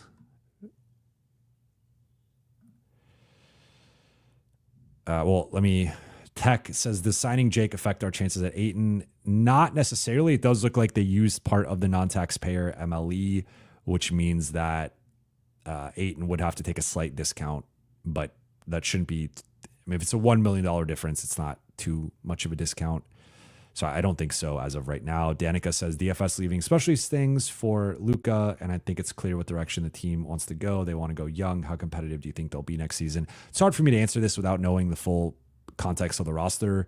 I think they should be deeper just from free agency, in my opinion. The question is, do they do the trade for the wing that takes them to the next level? That remains to be seen. So I don't like right now. Going into the offseason, I did my West rankings. I had the Lakers 5th. I don't think much has changed in that regard. I think OKC, Houston, Minnesota, and Denver are all better. Depending on what happens with Denver, maybe they could jump them. But I think on paper, OKC, Houston, and Minnesota are all still better. But if they make a trade, that potentially changes that. Jerry Soriano, thank you for the super chat. With LaRavia in, would you make the connect for Whitmore offer? I would do the Dalton for Whitmore offer regardless. I just think Cam has higher upside personally, but because he's not as much of a defensive liability. He's not the shooter Dalton is, but he's also more athletic. I think has a more proven track record as a scorer in both of their short stints in the NBA, and then he's not the defensive liability Dalton is. So I would do that regardless, but if you want to make the case now more than ever, sure. Likelihood Wiggins to LA, Bruce Brown. I would say between these two, Bruce Brown's more likely, but if they're getting Melton, then I don't think they're going to be able to pull that off. Obviously, like unless they don't get Ayton, you're not getting, I don't think Bruce Brown's a minimum guy. And then Wiggins, I've heard the asking price is pretty high. I think they want Dalton and a first, which I think is insane, and I would not do if I'm the Lakers. So it just depends if Miami lowers the asking price. Sorry. D'Lo, 2 years, $13 million.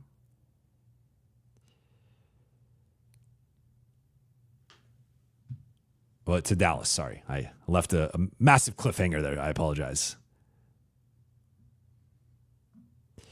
Fizzback Chisel says this leaves us the 5.1 biannual exception and 8.5 of the full mid-level left to offer. Yeah, so Ayton would have to take a bit of a pay cut with the 8.5 compared to the full 10, but I assume if he is coming, they've already negotiated that with him.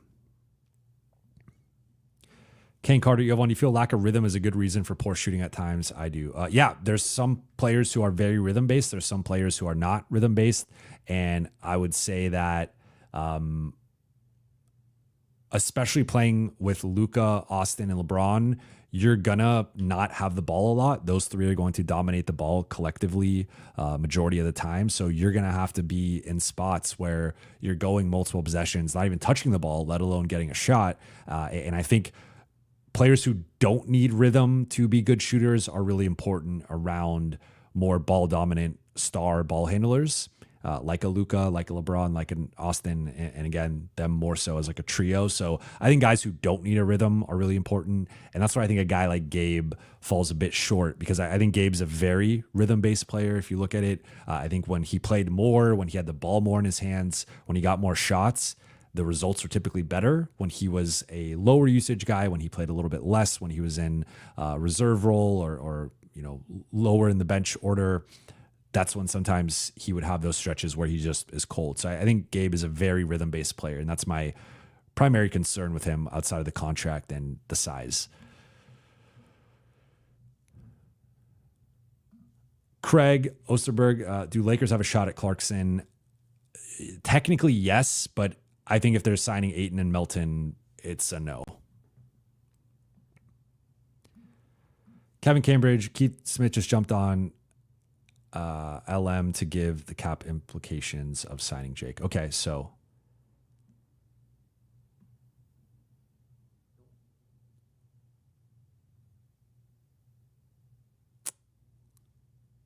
what sorry, Mike Jones, I'm not sure what he's talking about. Eeg, thank you for the super chat. I feel like if the Lakers can sign Ayton with space, Rui, Dalton, and a first plus expiring can get you two actual rotation guys at minimum a wig. Yeah, I mean, I've been saying this. I've been saying this. And I know, Eeg, you recently said you haven't been listening as much or been able to tune in live, but I've been saying I think they have enough assets to go get two players. So I think that would be my preference if I was running the Lakers, is go get two players. But yeah. Jeff asked, can the Lakers get Ben Simmons? Apparently he wants more than a vet minimum contract, which I would not give him. The other issue, I think there's a lot of overlap with Vando in terms of the shooting limitations, and both are plus defenders, but you can't really play Ben Simmons and Vando together. So if they got rid of Vando and had an opening, I would consider Ben Simmons, but I'm not a big Ben Simmons fan. Nico Harrison's burner. Do you think signings aren't happening immediately because trade talks are happening? Sham said there would be some big trades today. Yeah, I think so. Like, these trades can hold things up. Wow. Monster trade here. Let's go to Sham's page for a second. We got Denver Nuggets are trading Michael Porter Jr. and an unprotected 2031 first to Brooklyn for Cam Johnson. Wow. That is a big trade. And as I scroll through the chat, we get this appetizers and sushi. Jeannie and Rob keep showing the peach emoji. I will sidestep that one as well. But Wow, MPJ. That's interesting. I'm processing this.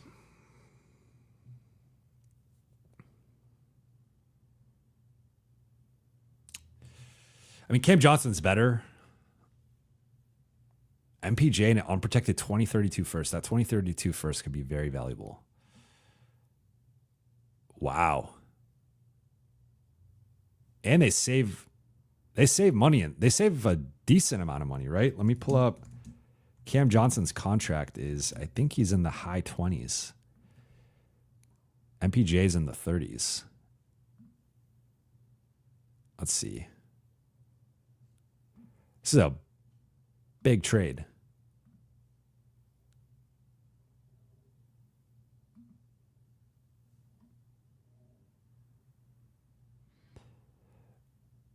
D-Russ the legend. Why do they look like bros? They kind of do look like bros in these two pictures side by side. I don't know why my thing isn't opening up.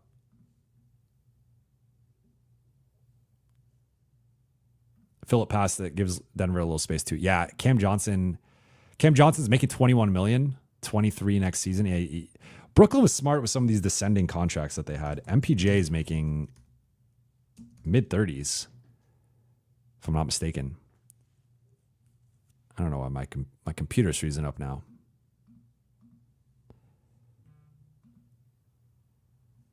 That's a big trade. Well, as this loads, I will continue to go through the questions. Dion Buckets, they wanted like 3 first rounders from the Lakers, bro. They wanted 2, but still. MPJ is making 38.3, then 40.8 next season. So you're saving 17 this season, and then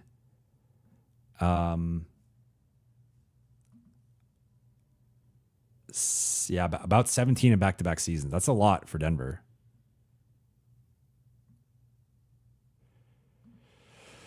Jerry Soriano, thank you for super chat. Nets rerouting Porter to Lakers unethical. Not unethical. The problem for the Lakers is just the money. You could get there if you gave up Rui. It would have to be Rui, Maxey, and Gabe, which I would do. The issue then, they probably want something else, and I don't know if I'd want that. C-Dub says Cam Johnson worth more than MPJ is crazy. I do think Cam Johnson's better. I think it's relatively close. Like, it's pretty close. I think Cam Johnson's better. However, I think the big thing here is the contract. Denver's saving a lot of money, especially with them up against the second apron. That's a lot.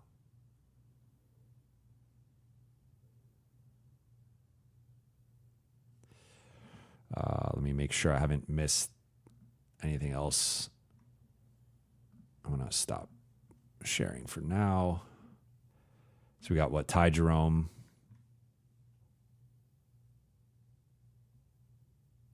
Dennis Schroeder going to the Kings.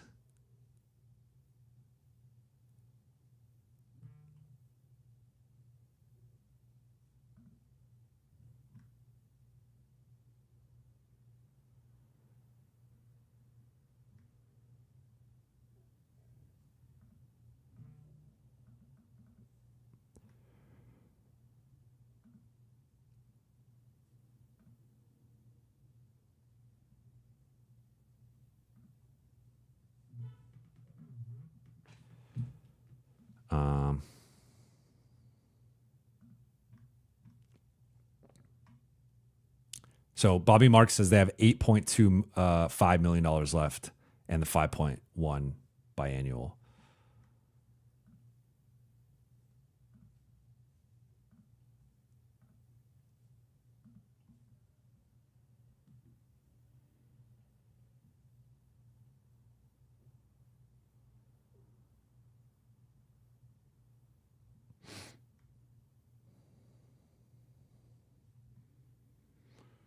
All right.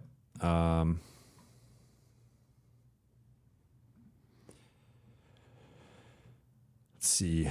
Ty Jerome, 328. Sorry, there's a lot going on. I'm trying to getting calls and texts and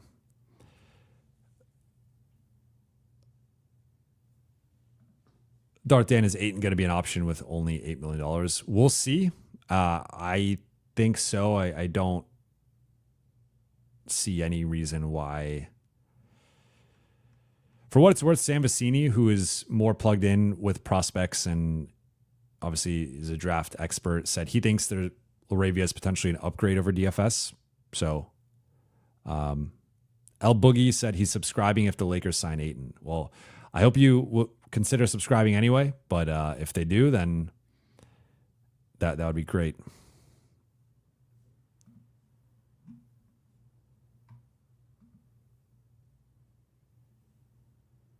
Kevin Porter Jr., 2 years, $11 million. I'll just pop back up the screen.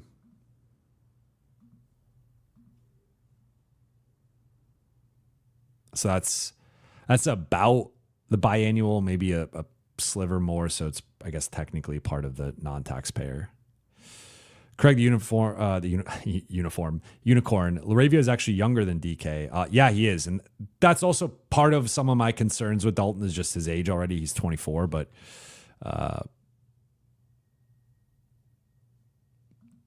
Dill says on 6 million, Jake is a better value than DFS at 15. I agree with that. I would agree with that. Craig says LaRavia is a good defender too. I love this pickup. I really like it. I think I want to see what else they do, right? Like there's an incomplete picture right now of the Lakers, but if they get Ayton and Melton with LaRavia, I think you're adding a guard, you're adding a forward, you're adding a big, or specifically a center. I think it's a good start. I still think they need to do a trade. Cole, can we still use the BAE? Yes, the Lakers still have the BAE and $8.25 million remaining per Bobby Marks.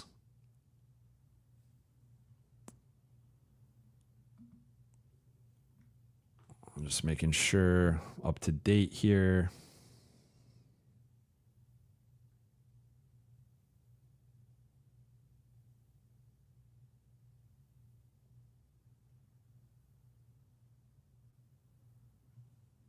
I think the big thing with LaRavia is that he can do a lot. Like he's a very versatile player who I think those like do it all combo forwards are really important. So again, I don't think he's like the start.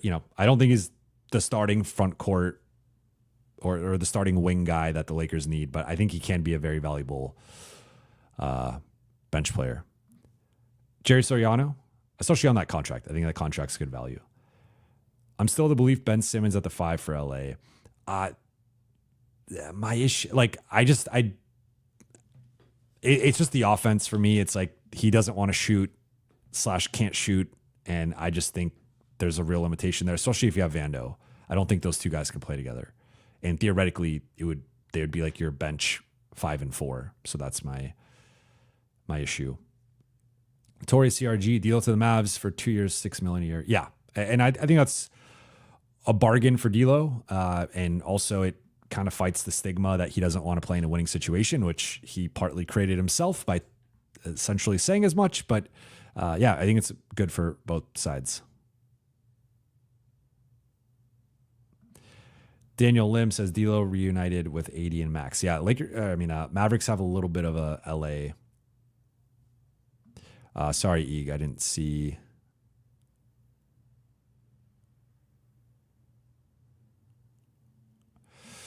Okay. Eeg says, sorry if you talked about this too. Chance's new ownership offers Presti a mega deal. Masai, Pelinka can get Elton branded basically when Sixers got money, rich owners plus no cap for front office.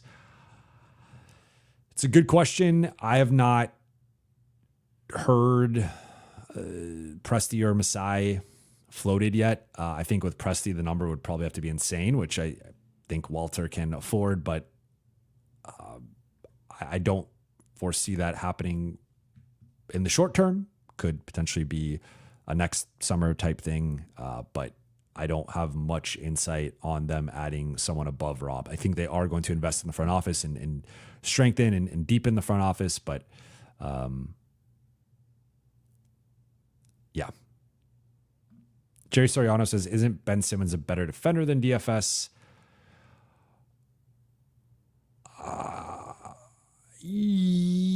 Yeah. I just think that, I mean, I honestly see a lot of Vando. Like, he's a better ball handler and passer than Vando, but it's a lot of the same concerns with Vando. Bruce Brown back to the Nuggets. Okay. Let's see.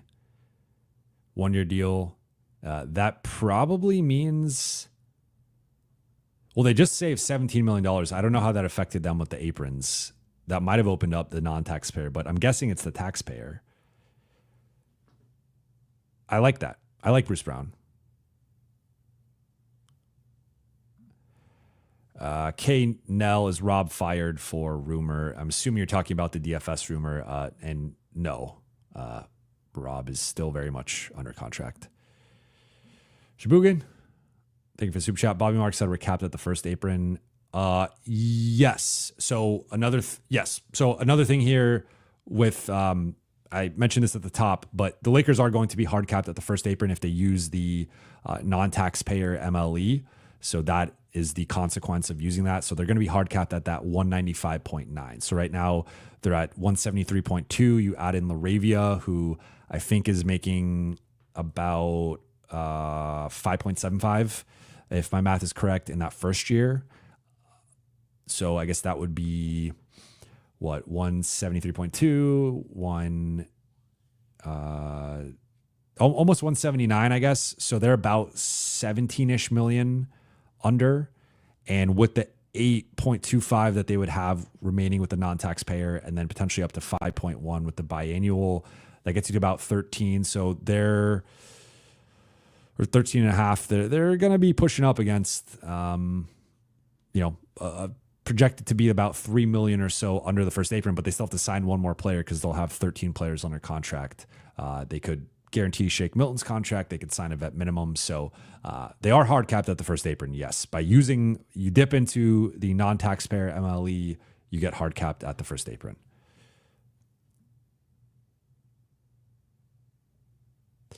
I really like basketball, so I missed it. Sorry. I didn't mean to.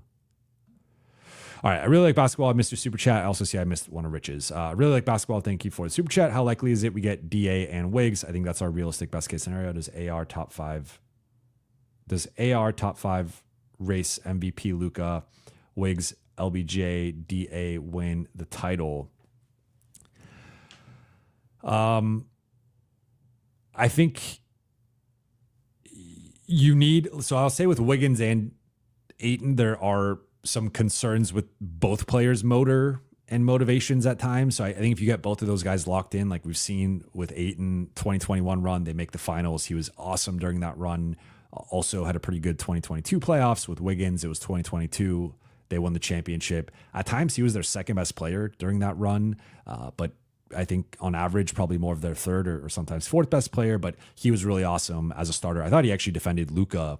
One of the best defensive performances I've seen against Luka when they played Dallas in the conference finals in 2022. So if you can get like Wiggins and DeAndre Ayton revitalized in a winning environment and with some extra juice, I think the team has a pretty high ceiling. I think they can win a championship. I would not put them as the favorite. I still would probably, I would certainly have OKC ahead of them. I still would probably have Houston ahead of them, but I think they could probably nudge into the third spot in the West in terms of odds to come out of the conference, and with the upside to potentially beat Houston. I think OKC is just in their own stratosphere for the time, for the time being.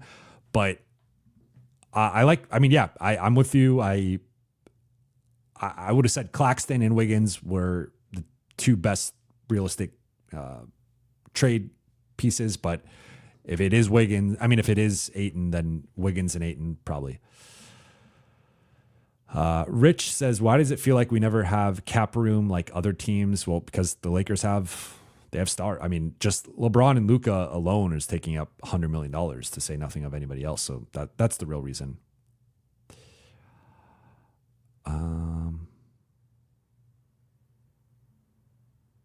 Tom, thank you for the super chat. DFS is great, but I wouldn't give him a 4-year deal. His decrease in defense and speed is noticeable. Wouldn't give him the Houston contract. I'm Team Rob here. That's fine. That that is fine. I disagree with the process. I think they mishandled it, and I wonder if there's a way to give a bigger contract in a 3-year package instead of a 4-year package. But if you disagree, I don't. I mean, again, I think it's more so losing the asset for nothing, but I understand where you're coming from for sure. Eeg, am I saying I think the Lakers would have matched up better versus OKC than Mini? It depends on like where. Like I thought Jackson was a part of their success, and like to be honest, I think they kind of crumbled in that series against Minnesota, and that's where when people have mentioned championship shape, and I know there's a lot of talk about Luka and his conditioning and his shape, but like I don't think the Lakers were right mentally in that series. I just think they were a good clutch team all season. They had a bunch of good clutch wins, and then they just couldn't get over the hump in the playoffs. Something just wasn't quite there. So I don't know how much of that was like Minnesota and the physicality and maybe them getting in their head a little bit, or like I don't want to play like armchair psychologist. I feel like there was visibly something like not quite there. You also had Luka with the game 3 sickness. You had Austin injuring his toe in game 3 with similar injury to what Garland just had surgery for. You had LeBron in his situation that he was dealing with his knee. So I guess that was game 5, but still it was. He was dealing with his groin and his foot and all that. So, I think they were banged up. I guess in theory, they had more firepower than Minnesota to match up with OKC, and Luka's an OKC killer. I just don't think they were quite right in the playoffs. Jabugan, thank you for the super chat. Sorry, I just joined. Is the Rob rumor about talking down DFS's value confirmed? If so, doesn't that put Luka leaving on the board? I've said I'm going to stay away from this. I've heard different things, different versions, so I'm not going to touch this. But the only thing I will touch with this is that I did hear from multiple people that there was a lowball offer to DFS, which sort of offended him. He did not like, and that led to him basically just deciding I'm leaving and then going to agree with Houston. Let me make sure I haven't missed anything else here.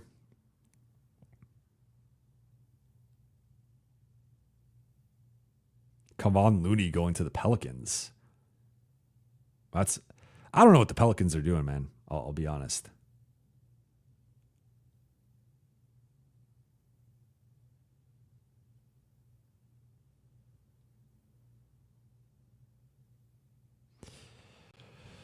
I think Denver got, I'll be honest. I think Denver got better. I think Houston's got better. I think OKC is going to get better with youth and experience.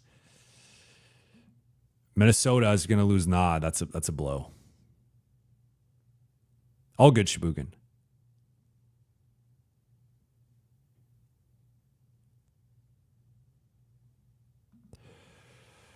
Javion says Ben Simmons could be more of a contributor than Vando. He's a good facilitator, lob threat, and defender. Vando just plays lockdown defense and grabs board. Nothing else special about him. I wouldn't necessarily disagree with Ben Simmons having more. There's been a lot of Ben Simmons chatter that I was not anticipating. I would just look at he's played 66 games over the past 2 seasons. Last year, 5-5-6. The year before, 6-8-6. Certainly, I would say. Why don't we'll just pull up the numbers versus Vando and just look at. Did not anticipate doing a comparison between Jared Vanderbilt and Ben Simmons, but this is what free agency does. Let's look at this. I'll pull it up for you guys. So I don't have the paid version of StatHead, but I have the free version. Okay, so going back to last year, Ben Simmons played more games, averaged more points. Vando averaged more rebounds. Ben Simmons a lot more assists. Vando more steals. Ben Simmons more blocks. Ben Simmons better field goal percentage. Notably, no threes for Ben Simmons. Free throw percentage better for Ben Simmons. I think you could make a case that Ben Simmons is the better player. Looking at like per 100 possessions, Vando's the better rebounder by like a decent margin, but Simmons is a much better passer. Vando's actually the better scorer on a per possession basis. In terms of PER, Vando's slightly ahead. Win shares, Simmons is ahead. Win shares per 48, Vando's ahead. Box plus minus, Simmons is slightly ahead. VORP, Simmons is slightly ahead. So they're pretty close. I mean but I'll say this: like I think Simmons is a minimum player, and that kind of shows you why the Lakers have this issue right now with Vando and his contract, because I think his production is more minimum level production. It's looking like what Cornette. Wow. 4 years, $41 million for Cornette to San Antonio. Damn. I think that's high. I like Cornette. I like him. We'll see. So I'll say this. I think one thing to monitor here with the whole Ayton, Lopez, Capella is the Lakers have two avenues to sign a free agent. They have the 8.25 remaining of the non-taxpayer MLE. They have the 5.1 with the biannual. So if they are going to sign, like we'll see what happens with, of course, if Lopez and Capella just sign elsewhere, that probably means Ayton is in play. Maybe one of those guys signs with the 5.1 and then Ayton's the 8.25. But that's just something to monitor here is what happens with Lopez and Capella. If the Lakers sign both, obviously they don't even have a financial resource to go get Ayton unless he's a minimum guy, and it wouldn't really make sense to sign Ayton, Capella, and Lopez.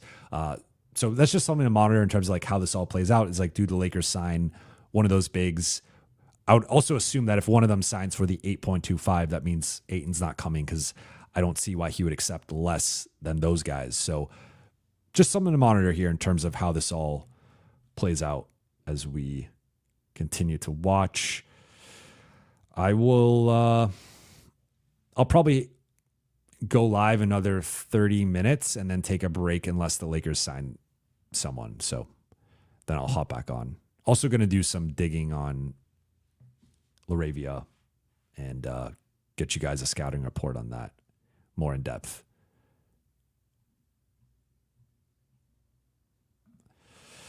Eeg, thank you for the super chat. Can we add Vando's 4-year, $48 million extension as one of the terrible moves of the last 4 to 5 years in LA? Was that even close to being warranted at the time? Caruso plus Russ level of incompetence. I would not put it on the Caruso. So I invented, for those who are tuning in at the beginning, I invented the Caruso-Zubac scale of mistakes, and I put those at a 5. I put DFS, I think, at a 3. This whole situation with DFS, I would put it a 3 out of 5 on the Caruso-Zubac scale. I guess I could call it the Russ scale, because Russ is probably a 5.5 out of 5 mistake. I had kind of blocked out the Russ situation from my memory. I would not put on that scale. I'd probably put Vando at 2.5, maybe a 3.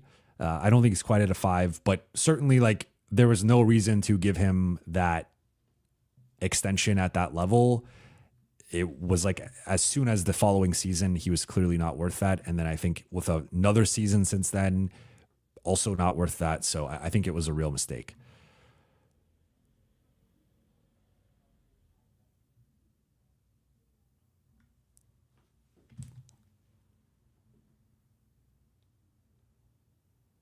Wow. Clint Capella to the Rockets, 3 years, $21.5 million.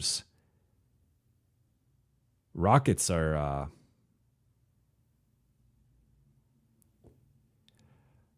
do they have cap space? I'm confused.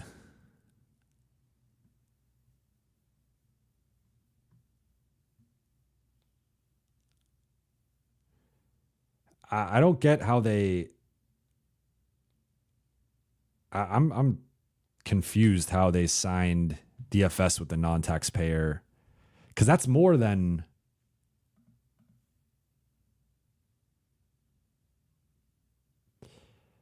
I'm really confused right now. How they just pulled that off in terms of the finances, because that's more than the biannual. You can't do a 3-year biannual, I don't think. Pretty sure. Yeah, I mean it's a 2-year deal.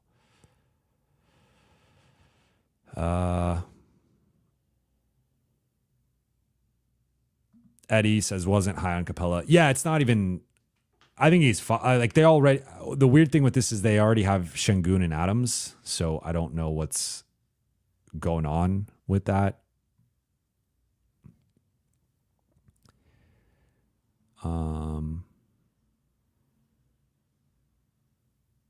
Young Lido says Fred VanVleet took a big pay cut. Yeah, I guess they might have a little bit of cap space. I was not aware of that.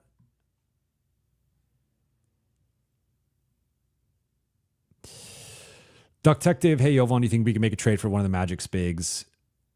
Wendell Carter Jr. maybe.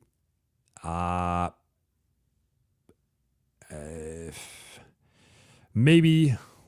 I like Goga. I like Goga a lot. I don't think he's a starter, but I like him as a bench big. Wendell, I don't know. I don't think they would sell. Like, I think Orlando on paper is the third best team in the East, and you could even argue the second best team in the East. I would say third, but I know some people view them as a second. So, like, I don't see why they would just give up their starting center. Like, I think we got to, anytime we talk fake trades, we got to put ourselves in the other team's shoe. And it's like, why would Orlando just give up? Are they going to give up Wendell Carter for like Gabe and Maxi Kleba? Like, that makes absolutely zero sense. Shabugan says, Crane just not being kind to LaRavia's defense on X. Okay, that's interesting because obviously I'm a Crangus guy, but I'm also have a Vecini guy. So I still don't get how Houston had this cap space. Karis LeVert to Detroit, 2 years, $29 million. Guessing that's their non-taxpayer.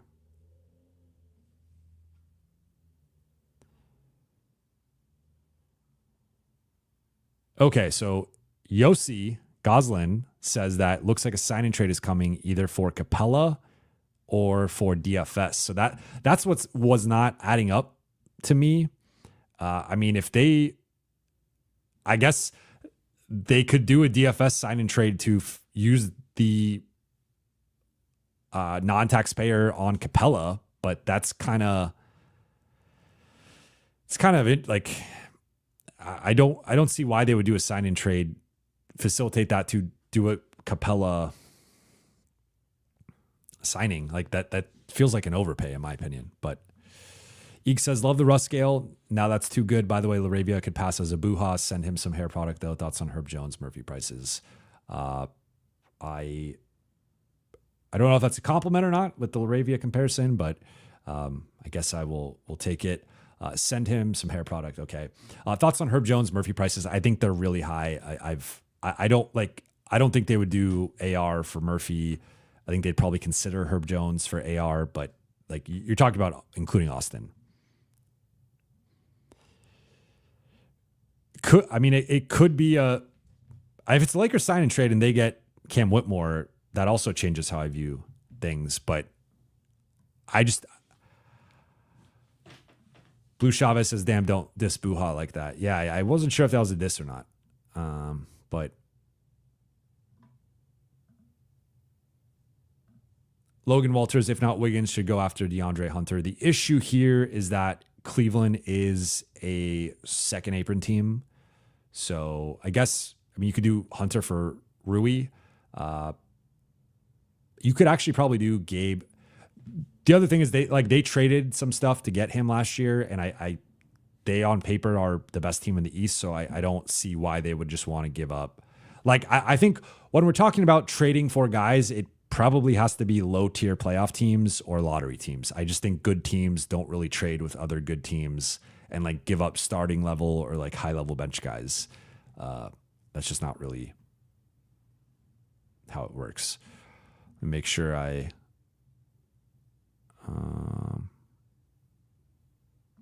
Braden says, hey, brate, hopefully we see Los Angeles Leighton soon. I'm refreshing Twitter like a crazy person. Might be a little bit on the Ayton front just because he hasn't cleared waivers yet. I'm fascinated by this sign and trade with Houston. Wow, Bruce Brown's on a vet minimum. Insane value for Denver. Damn. He really had no market.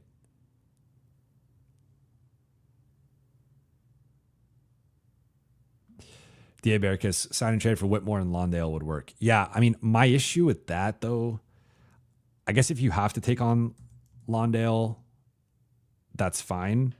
But I don't really... I mean, what's his contract situation? I think he's like a third center and maybe even a fourth. Like the 1 year in Phoenix, I thought he was solid, but otherwise...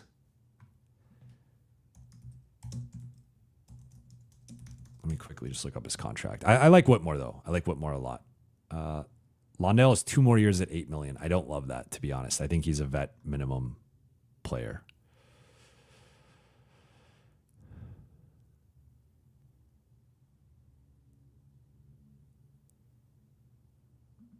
Young Lido says you can waive him, but yet you still are eating that money, though. Is he... Okay, wait. No, he's non-guaranteed.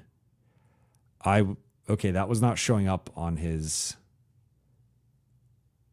If he's non-guaranteed, then I would waive him. I'm confused, though, because I'm on... He's fully guaranteed on 7/7. 20. His non-guaranteed contract, so I guess you could waive him. I don't know what the guarantee is. That changes it.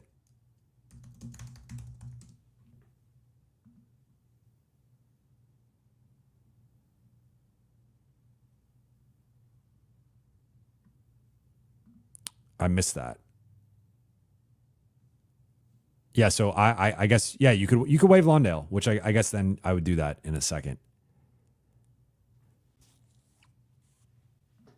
Eek says, honestly, my bad. I only saw one pick. LMAO wasn't meant as a diss. Sorry, G. All good.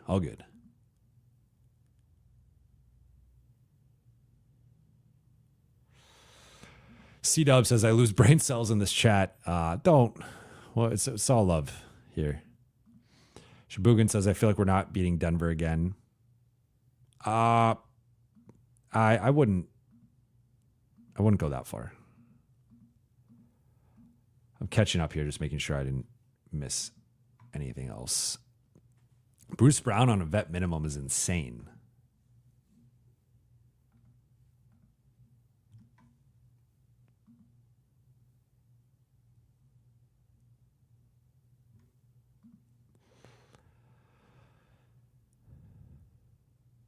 That's actually good correction here from Milliways. If you use someone in a trade, you guarantee their contract. That is true. He's not guaranteed for the next season, so he would be an $8 million expiring. I guess you could then use that salary. The other issue, though, is... So here's why it might...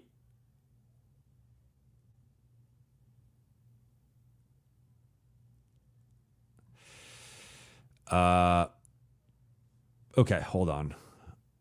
Here's one issue, though, because, and I'm surprised I just thought of this, but if the Lakers sign and trade for Whitmore and for Lawndale, I already mentioned if you're signing Ayton, you're signing Melton, you are pushing up within a few million of the first apron. And by using part of the, so they wouldn't be hard capped at the first apron because of the DFS trade, but they would be hard capped because of using the non-taxpayer MLE with LaRavia. So, point being, if you're taking back Whitmore and Lawndale, that is going to affect your ability to use the rest of the non-taxpayer MLE and the biannual exception because you'd be blowing past that first apron. Like I'm talking about they're going to be like 3 million under with still an open roster spot. Even if you put Cam Whitmore, he's going to get you past that. And then Lawndale's another 8 million. So that actually wouldn't really make sense. So I'm going to guess it's a sign and trade for Clint Capella. Telly Khalifa says, how many roster spots do we have now? They have 4 roster spots. They have 11 players under contract with LaRavia. Then assume 13 with Ayton and Melton if that's how it ends up going out. But yeah, the more I think about it, it doesn't make sense for the Lakers to do a sign and trade. You don't have to match salary in a sign and trade, so they technically could just get Cam Whitmore. It doesn't have to be Lawndale.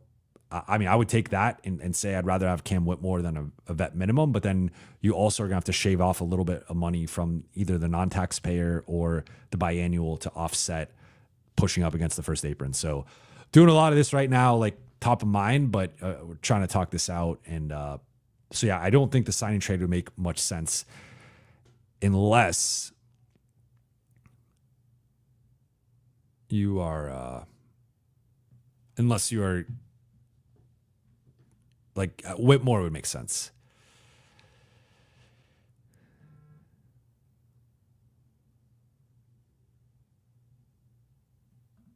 Yeah, Bo and Chung, I talked about this earlier. Yeah, Bobby Marks, he's got 8.25 left of the non-taxpayer, 5.1.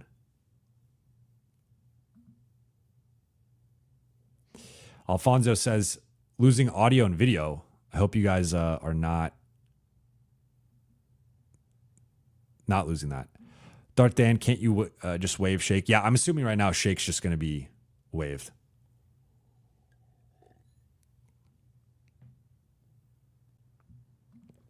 D.A. Berquez says, sign and trade Whitmore to Atlanta makes a lot of sense. Yeah, it's pretty good value for Capella. Mike Jones, if we sign Ayton and Gary Trent Jr., we might have a fighting chance. I do like Gary Trent a lot. Let me know in the chat if you guys are having some video issues or not.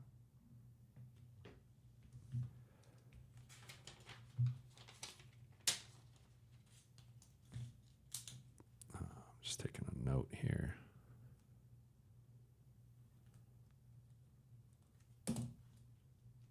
All right. Appreciate you guys in the chat. Have I missed any super chats? I did from I really like basketball, waiting for Pelinka to do miracles on me. It can be taken out of context, but I understand what you mean.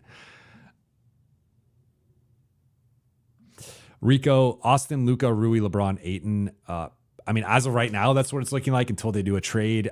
I don't think that starting lineup is good enough defensively. Like, to be honest, I think Ayton, for the level Jackson was defending at for like that 6 to 8 week stretch, it was pretty good defensively. Obviously, he tailed off. End of the season was a disaster in the playoffs, but like you need a certain level of buy-in from Ayton, I think, just to even get to that level, which I think he can. But I think there are some real limitations there with that group defensively. Let me make sure I'm not missing anything else. Nothing new. Skyler, I feel like LaRavia makes Rui's chance to get moved higher. I agree. Shabugan, to be fair, the Lakers were a 3 seed last season with Luka coming off an injury, no offseason and no center. Doomer should have more faith. Yeah, I agree. I mean, I would say depends how you want to look at it, right? Because there's always context with everything. And I would say that's certainly the glass half full perspective. I would say the glass half empty is they lost in 5 in the first round to a team that, I mean, they had home court advantage. I think that should have at least been a more competitive, longer series than a 5-game series. But that would be the glass half empty approach. And then that team lost in 5 to OKC. So like that shows just the relative magnitude of how far away they are from competing. Though I do think the West especially, but playoffs in general are more of a matchup based rock, paper, scissors type fight. But yeah, I mean, I'm not saying this, like, I want to give the Lakers the benefit of the doubt here to see how this all plays out. And if they get Ayton, if they get Melton, if they get whatever, some combination of that, we'll see where they're at. Samuel says, hey, yo, pause on that last super chat. Yeah. Listen, I am Ron Burgundy. I will read whatever you guys pay for me to read within reason. Mission 24, Jovan, who would you replace Rob P with if you had the power? I mean, Sam Presti is the best executive in the league, so I think that one would be my pick for, like, just if I was running any team, I'd want Sam Presti. K9WA, not sure what the holdup is for Ayton starting for Lakers. Should be a no-brainer to rebuild value. The holdup is he hasn't cleared waivers yet. That won't be till Wednesday afternoon.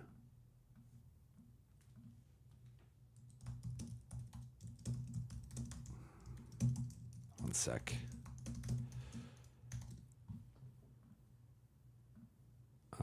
Kevin Brown, thank you for the super chat. Why does Houston want Capella if they already have Şengün, Adams, and Lawndale? It doesn't add up. Well, they could waive Lawndale if they don't trade him. His guarantee date's July 7th, so I think he would be waived. They did do more of a double big look last year, so maybe they do more Şengün, Adams, Şengün, Capella. I don't think you could play Adams and Capella, but maybe. But I don't know. That one's interesting. I'm not quite sure I get what Houston's doing with that. Like Capella is the best third center in the league now. I think easily like that. So they have that going for them, but they're deep. I just also think with adding DFS, like you're probably going to play small sometimes. Like I could see them going KD, Jabari Smith, and DFS to close some games, depending on like it would probably have to be a team that's really testing Şengün defensively. So I think more often than not, it's going to be Şengün, KD, and then probably Smith, but maybe sometimes Finney-Smith if they need his defense for a certain matchup. But you could also go small in certain lineups. Like they have a lot of versatility, I think. Benjamin, but with a B in the middle. G. We keep saying the rest of the non-taxpayer MLE is going to Ayton and trade for a wing. Is there a wing for the $8.25 million and then still trade for Claxton? I like where you're thinking. I like where your head's at because I would prefer that. There's not a wing out there for $8.25 million for my money personally. Like Gary Trent Jr., Gary Harris, Amir Coffey, Gary Payton II, even DeAnthony Melton. Like I just don't think those guys move the needle for what the Lakers need for $8.25 million. Like they need a big wing defender. None of those guys, some of those guys are wing defenders or perimeter defenders. Some of those guys are wings, but neither one of them checks both. I'm guessing we just got a Lopez update. Wow. Lopez 2 years, 18 with the Clippers. All right. So I guess it's Ayton or bust, and this probably means it is Ayton. I was saying to monitor what happens with Capella and Lopez. So Eeg says bump on missed chat above read 2026. Okay, sorry. Trying to. Gavin also said Capella because Rockets send Şengün for Giannis. That's actually interesting. I hadn't thought of that, but you load up the centers and you have Adams and Capella if you go get Giannis. What? Oh, Eeg says, kind of confused on Lakers cap space play for summer 2026. Nobody huge is a free agent next summer. Am I missing something? Let's pull up the 2026 NBA free agent list on Spot Track.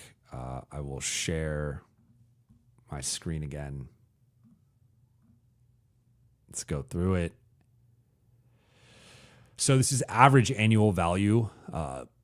Breaking news, Damian Lillard is going to pick up his $58.5 million player option. LeBron is an unrestricted free agent. Bradley Beal has a 57.1, so he's going to pick that up. KD is an unrestricted free agent, although I assume Houston's going to extend him. You have Levine. He's going to pick up that $49 million player option. Luka will probably be extended this summer. Trae Young will probably be extended in Atlanta. James Harden has a new deal. Or I don't know if this is already James Harden's new deal. Probably is, actually. So James Harden has a player option. I assume he'll pick that up. So looking at unrestricted guys, we got Fox, McCollum, Middleton, Porzingis. That's not moving me. Fox is interesting, but even Fox and Luka doesn't really make sense, especially if you already have Austin. Hartenstein has a $28.5 million team option. I assume that gets picked up. Wiggins has a player option. He'll pick that up. Triple J just got extended. Tobias Harris, not touching that. Van Vliet has a player option. I assume he'll pick that up. Draymond has a player option. Probably picks that up. Simons, Collins, Rozier, Bridges, those are all unrestricted. KCP, he'll pick up his player option. Aaron Gordon's due for a pay raise. Vucevic, Pirtle has a player option. I think he'll pick that up. Smart, Barnes, Powell. I'm sure there's some guys lower on this list that are good values. PJ Washington will be unrestricted. Rui's unrestricted. Wemby, club option. Robert Williams. Yeah, I mean, just the big name guys aren't really there.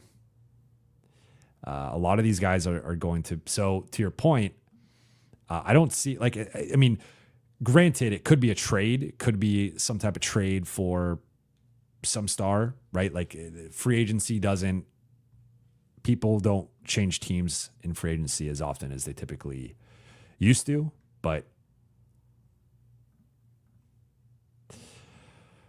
it's looking like Ayton.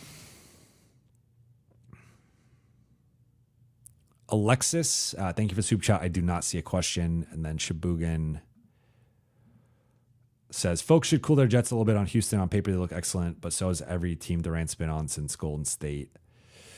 The difference I would say with this team is I think they're deeper than the Brooklyn or Phoenix teams. Phoenix was never deep with KD, and then Brooklyn was, I think, deep like one of the seasons.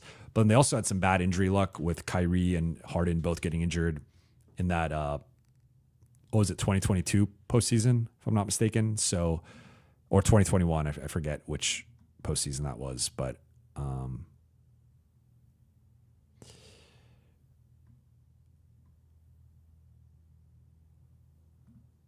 Alexis, okay, so Alexis, here's the question. Can we agree on a deal with Ayton without signing him?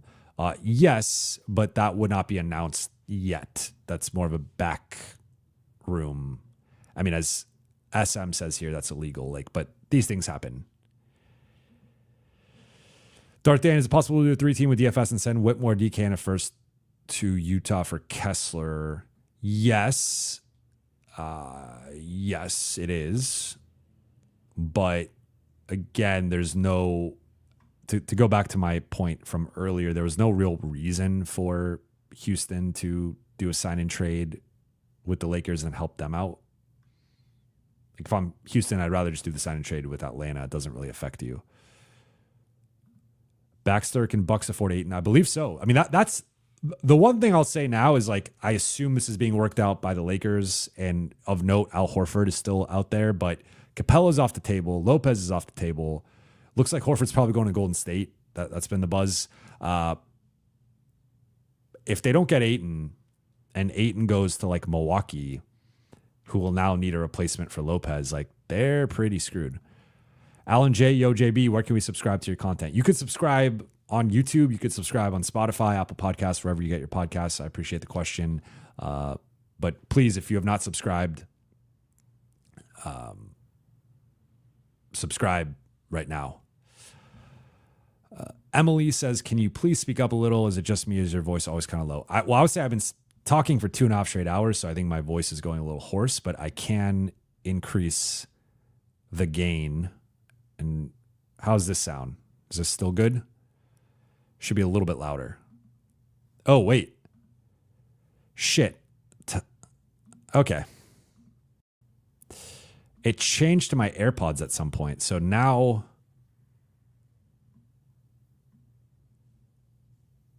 I don't know when it changed to my AirPods. I apologize. I should be back on my mic. How do I sound now?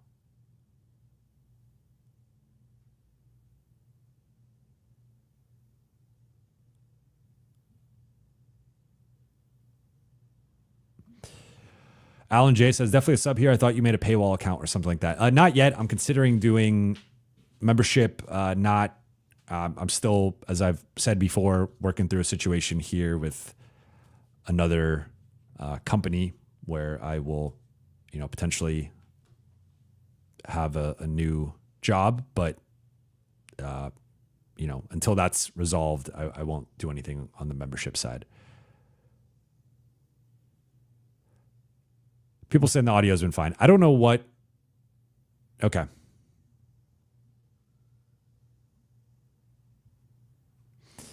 Rico, any teams that would want Gabe and Maxey trade for them, buy them out to save some money? Brooklyn is really the only team with cap space that could just take on money like that. Otherwise, it'd have to be the Lakers attaching assets.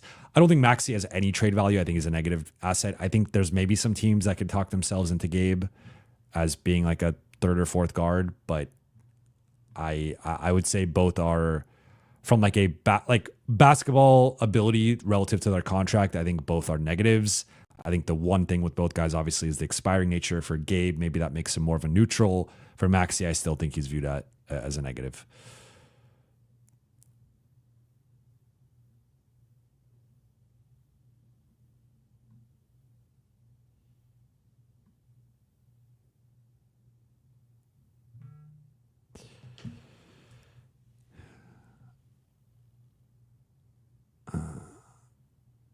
I mean, it really has to be. It's Ayton or it's a trade. Like, there's really no other.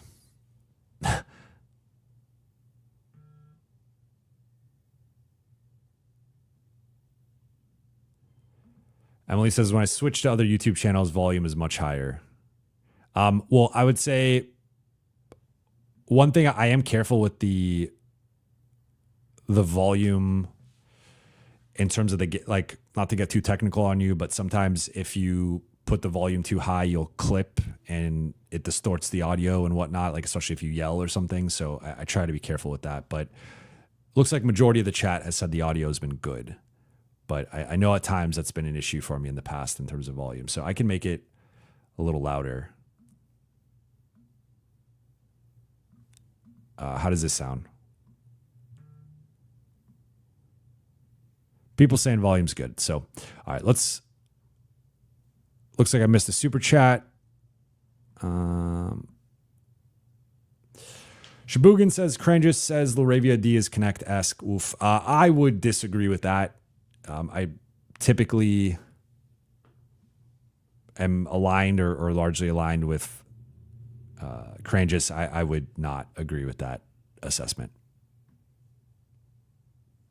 But to your point, I realize I don't think I finished your question earlier, Shabugan, about Houston. I understand, like, I have some real questions with Houston, especially with like their closing lineup, because on paper still Şengün and Fred VanVleet are two of their top 4 or 5 players.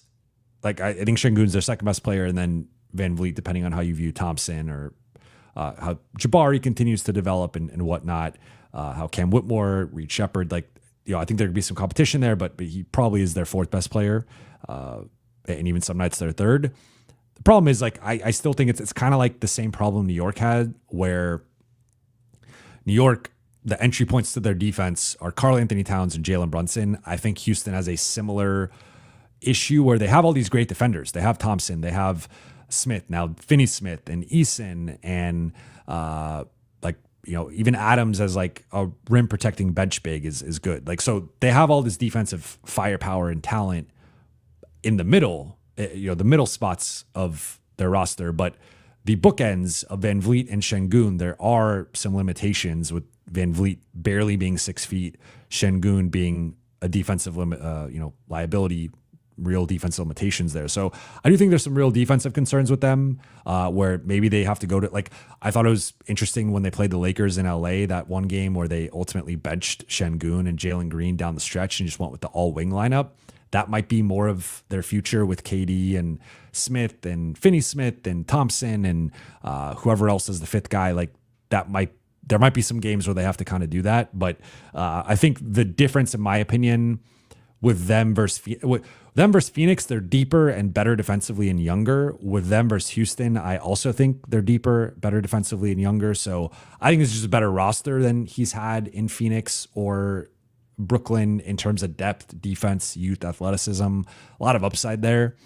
So I think it's a little bit different. But I understand your general KD skepticism, because I share some of that too. RC Baylor, other than the Mavs gifting Pelinka Luka, Rob has done nothing for the last 3 years. I will note he has not made a player-related trade since August 2022. I think that's far too long. Let me make sure. Have I missed anything? No. It's been a relatively quiet couple hours.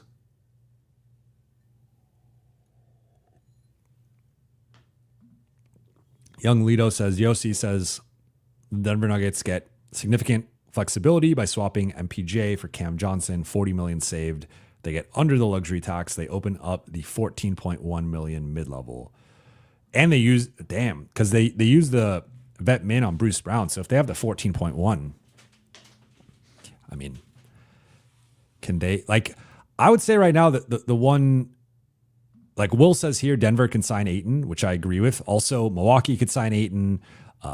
Golden State could sign Ayton. So there's a big swing here. If the Lakers kind of have to get Ayton or trade for Claxton or Gafford or someone of that level or higher. Otherwise, if it's like they get Horford, then all of a sudden, this is we have a different conversation.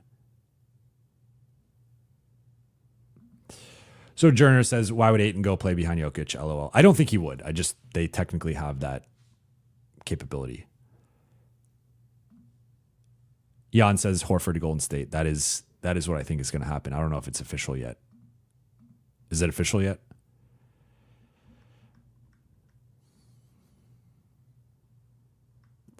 Still waiting on the Capella sign and trade, like being official. Mike Jones, why do we pay more for Jake LaRavia than Denver did for Bruce Brown Jr.? I do think Bruce Brown is better for what it's worth. Young Lido, if Denver gets I'm crashing out. I don't think I think you'll be okay.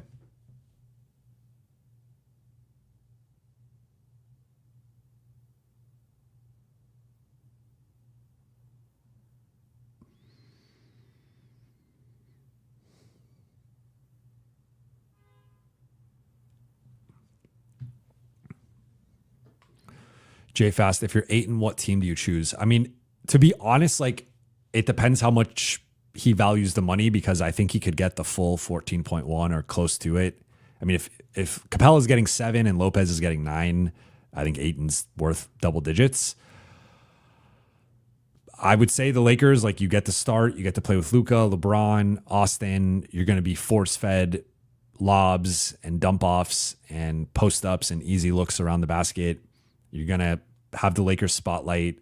For some players, that's not a good thing. I wonder how Ayton potentially handles that. Like I'm sure many of you will be in his mentions if he is not playing well, right? And like there's just a different level of scrutiny that comes with playing for the Lakers that I think you got to be built for. But if I was Ayton, I would pick the Lakers. Now, if it just depends how much you care about the money, because as of right now, he'd be giving up $1.75 million from this buyout in total by giving back 10 to Portland and then only getting 8.25 from the Lakers. So that's just something to monitor. Luka Garza signed with the Celtics, 2-year, 5.5. So that's a 2-year minimum.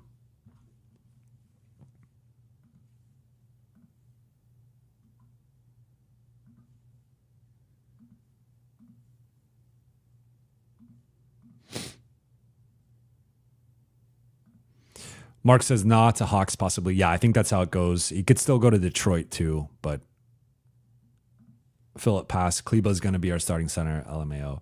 I mean, look, he played in Game 5 for whatever that's worth.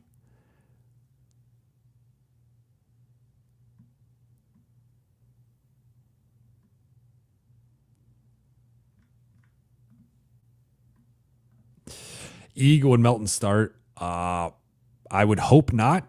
I think that's a little bit too small, to be honest, because Melton to me is more of a point of attack guy, so he's going to guard point guards and some shooting guards. So I think you're covered in the backcourt with Melton and Austin, where Melton guards the best guard and Austin guards the secondary guard. But then you got Ayton theoretically, or whoever's the center guarding the center. But then now you're still putting LeBron on the best forward and hiding Luka on the lesser forward. I think you need a wing defender who could actually take both assignments. And that's where I like a Wiggins, where he's not perfect. He's not an all defense guy, but he is a good enough wing defender where I think he could guard the best guard and protect Austin there. And then he could also guard the best forward within reason. I think there's going to be some bigs or forwards that give him some problems, like Julius Randle, or like, some of the double big looks might be problematic, but most forwards he will be able to guard, and then that protects LeBron and Luka a little bit. So I think I'd rather have a big wing in that spot. I think if it's Melton, like I think he maybe could even guard up some threes, but he's more so a backcourt defender. And he's 6'3". Like, I just think that's too small to be in that spot. Even I was talking about Na as being probably too small, and he's 6'5" to be in that spot. I think Melton's too small.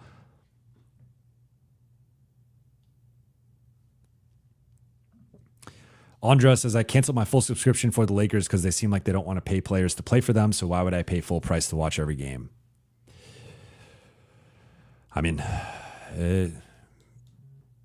we got some time to figure it out, but you know, you're bringing up some good points. Young Lido says Mo Wagner is still free. Yeah, I assume he ends up back in Orlando, but I would take a flyer on him as a minimum big. He's also coming off an ACL injury. Like,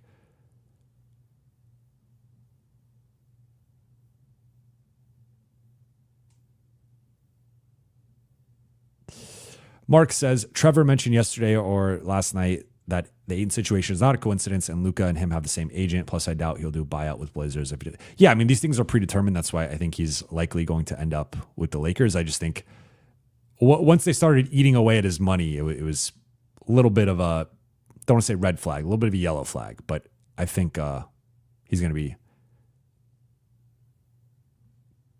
to be a Laker.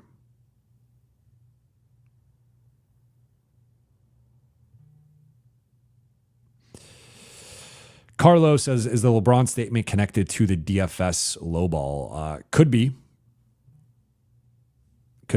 I don't know for certain, but that would be a move where you're not necessarily indicating, you're putting your best foot forward. But DFS, I've said my piece on that for now.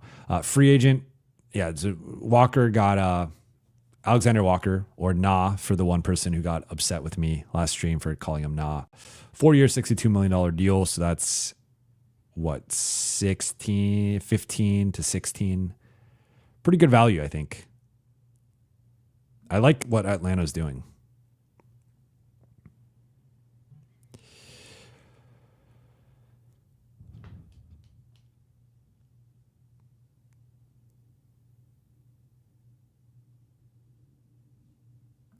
Ryan Rich, give me Ayton and trade for Nick Richards. One interesting thing with Nick Richards, he's making $5 million. Like, could you trade Shake for him? Shake in a second for Nick Richards? Christopher, yeah, I touched on this earlier. It's probably going to be Capella, because the one issue with the Lakers, if they do take back money in the sign and trade, they're going to be pushing up against the first apron and not have, unless they give up the biannual and would rather just have Cam Whitmore instead of the biannual, which you could argue makes sense.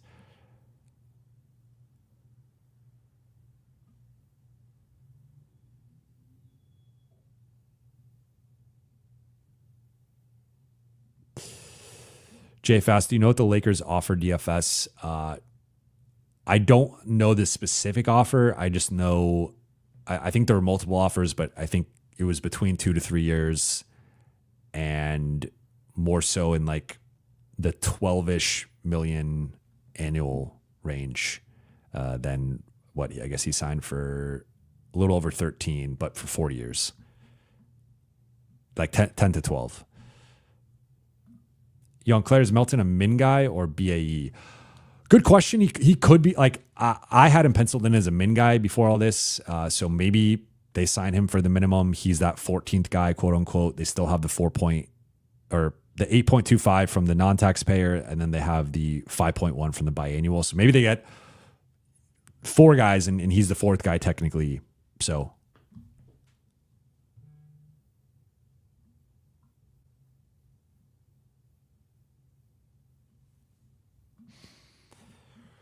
appreciate you all for rocking with me over 2.5 hours. How do you guys like the longer streams?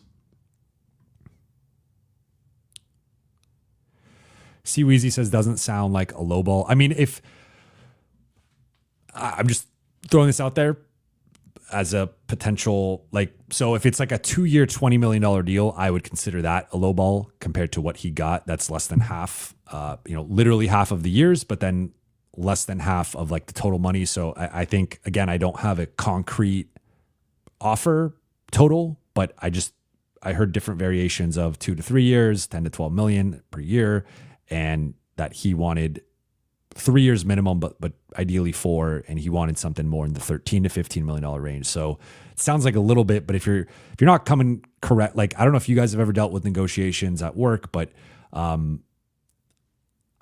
mean, like sometimes that first offer, I'll say like back in the day at the Athletic, what the first offer talks, sometimes you hear it, you're like, you're a little offended, and then you remember like that's negotiating 101, and they're going to come with a certain number, and then you're going to go back and forth, and you're going to figure it out. But like sometimes you got to know your personnel, and sometimes that can turn someone off.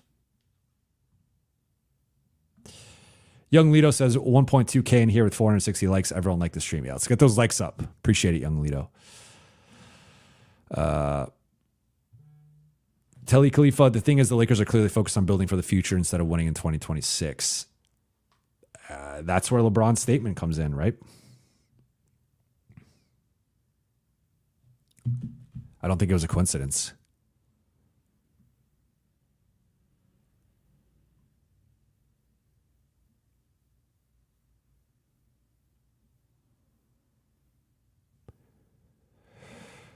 Young Claire, does Ayton or Melton news that they intend to sign in LA break tonight? You think? Well, Melton can sign whenever, so that could. I think they're probably trying to figure out what that number is going to be, if it's a minimum or if it's going to be a little bit more. With Ayton, technically, it's not supposed to be until he clears waivers. I mean, maybe there's an early report. Like I could certainly see Wednesday in the hours leading up it being like once DeAndre Ayton clears waivers, he will be signing with the Los Angeles Lakers or plans to sign with the Los Angeles Lakers, but.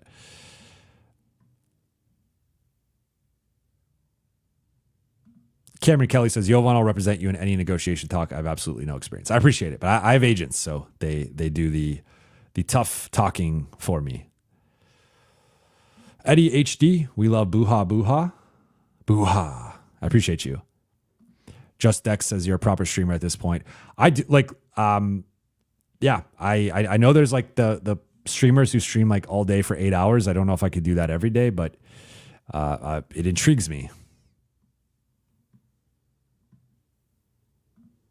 Leonard says, solid stream. We're in here. Appreciate you. Mike Jones, have we heard any word on Ayton? No, but technically we're not supposed to because he's in waivers right now, and you're not supposed to influence. Like, technically, you're not, like, it's illegal to agree to something while he's in waivers.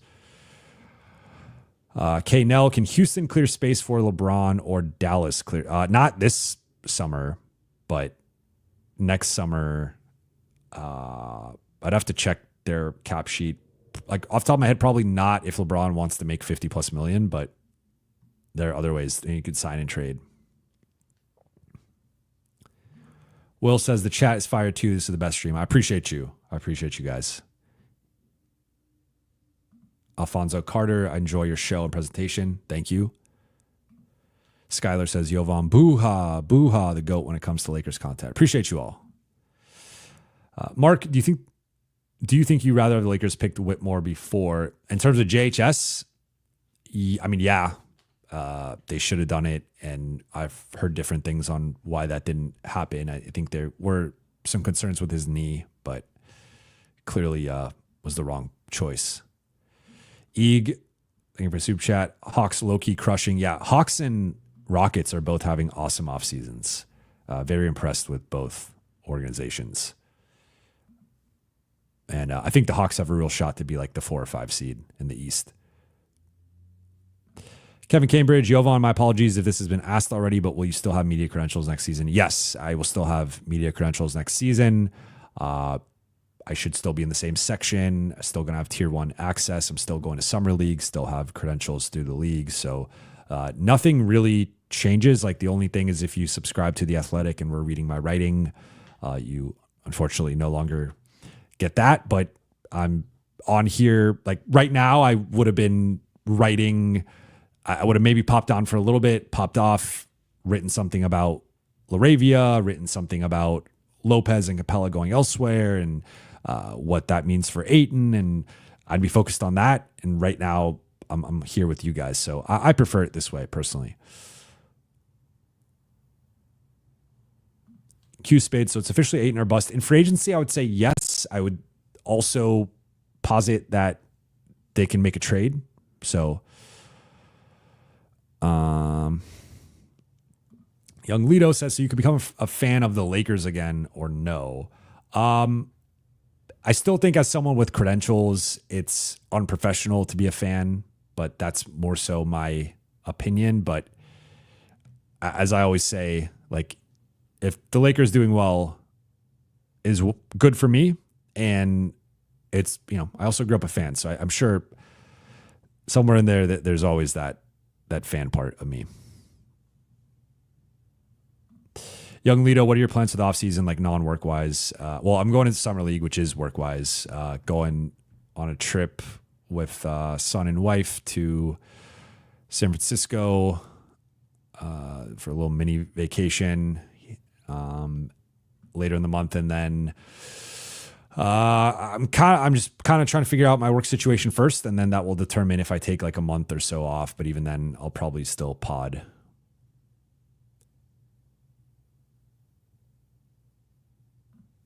Gorilla, Jovan, if the Lakers lose out on Ayton, what moves are available? They could get Horford.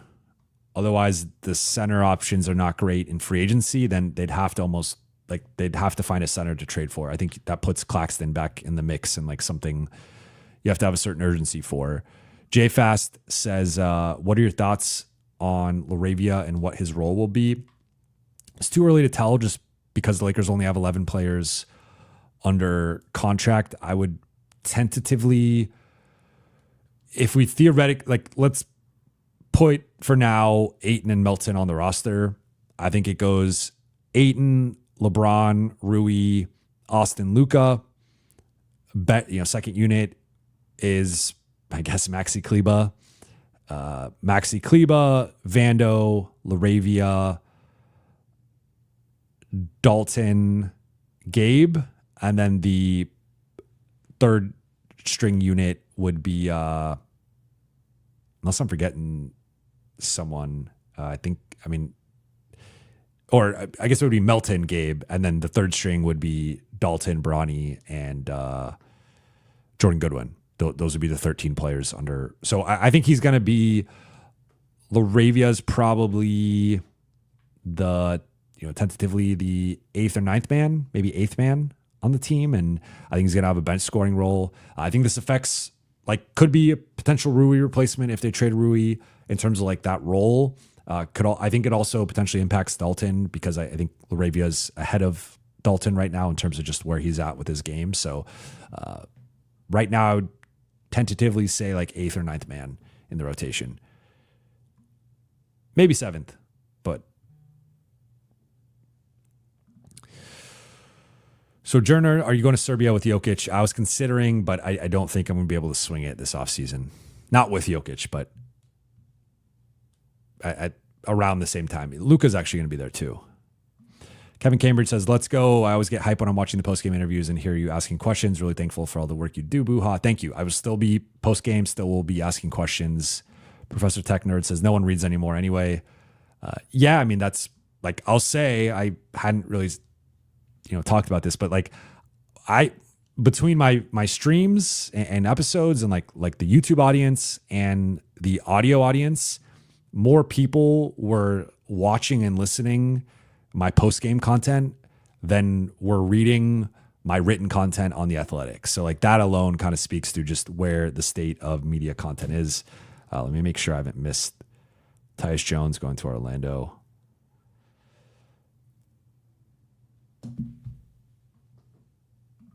Gustavo, do you believe Capella is going to be a sign and trade? I do. Carlo, realistic DFS replacement.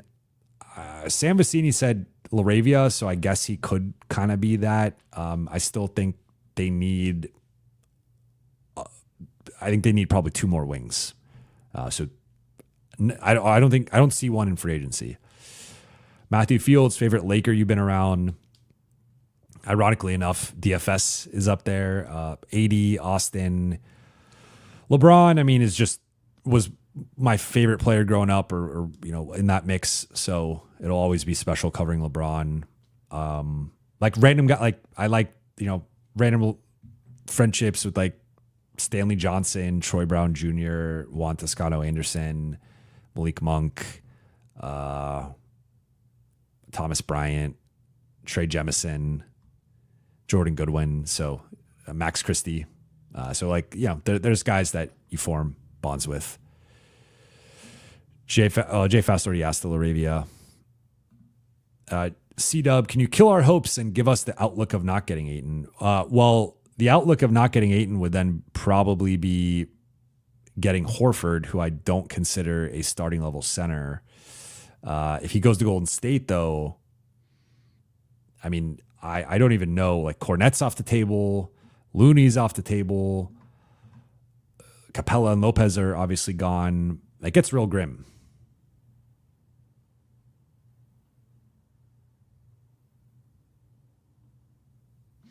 Walter White, Jovan, can LeBron do the same thing Ayton does and give back some money to the Lakers? I mean, he could have done that, but that's like he already opted in. Jet says the depth is horrible. I think that was when I was talking about the depth chart. Shabugan with the super chat. At what point is it right to ask questions about why the Lakers always seem to be slow to do business under this administration? Ayton aside, it's weird. We know nothing about where this team is going. It's fair point, fair question, fair criticism. I think sometimes, and I've said this recently, I think sometimes this is a situation where they're looking for the perfect trade, the perfect move, the perfect string of outcomes, and it can sometimes be the, what is it? Perfection is the enemy of good, or whatever that quote is that I just butchered. Whatever that, perfection is the enemy of greatness. And I think sometimes the Lakers can suffer from that. I think that's why they haven't done a lot of off-season trades the last few summers, because they've had to attach assets. And I think they really don't want to attach assets, but it's like either going for it or you're not. And I can empathize with where LeBron's coming from, put the player option aside and all that stuff. It's just like, sometimes you would like to see a bit more urgency from this front office in terms of the actual execution of moves, and not just, we wanted this, we tried this. It's like, just go do it. Harry Chinani, good to see you in LA. How is Ayton's fit with Luka? Ayton's a pretty good pick and roll player, I will say. He shot 80% around the rim last season. It's an elite mark. So I think he's a lob threat, not to like, he's not a pogo stick like a Jackson Hayes, a Nick Claxton, a Daniel Gafford, but he is a good lob threat, good finisher, soft touch.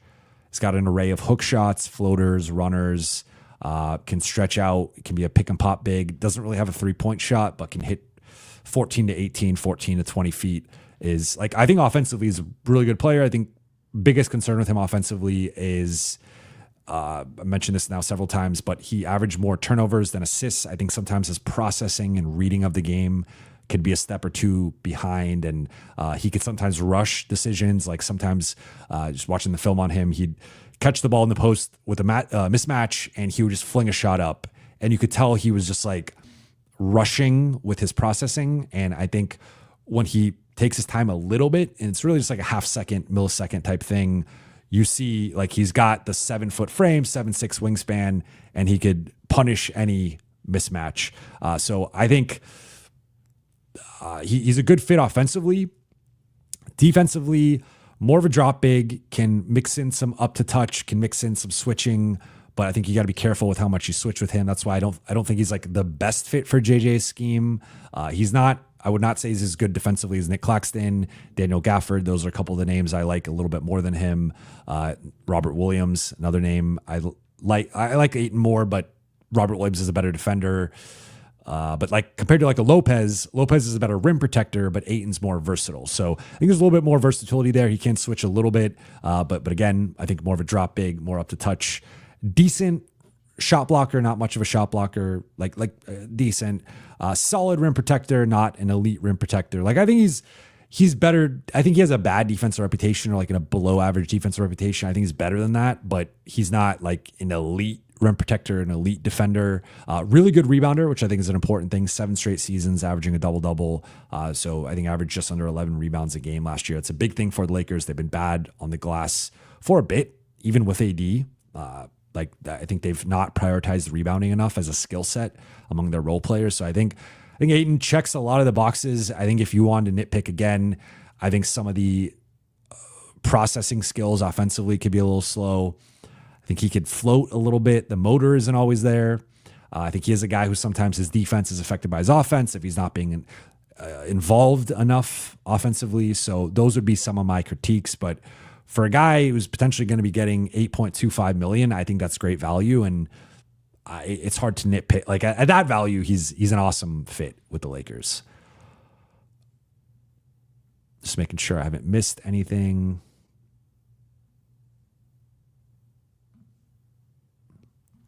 Tom, thank you for the super chat. I know that can be perceived badly, but I way more prefer your streams than Lakers Nation. But I watch all their content due to SC they receive, super chats they receive. They can be so dismissive, and you know nothing. I appreciate that. Yeah, I mean, look, we're all in this together, right? And certainly, I don't always agree with all the questions or comments, and you know, there's sometimes the occasional troll in here, but I think I try to deal with it, respect with everybody. Ray, free agency for the Lakers starting off bad so far. Yes and no. Like, in a way, yes. I would like to see what happens with Melton and Ayton before I fully go there, but certainly losing DFS. I like LaRavia, but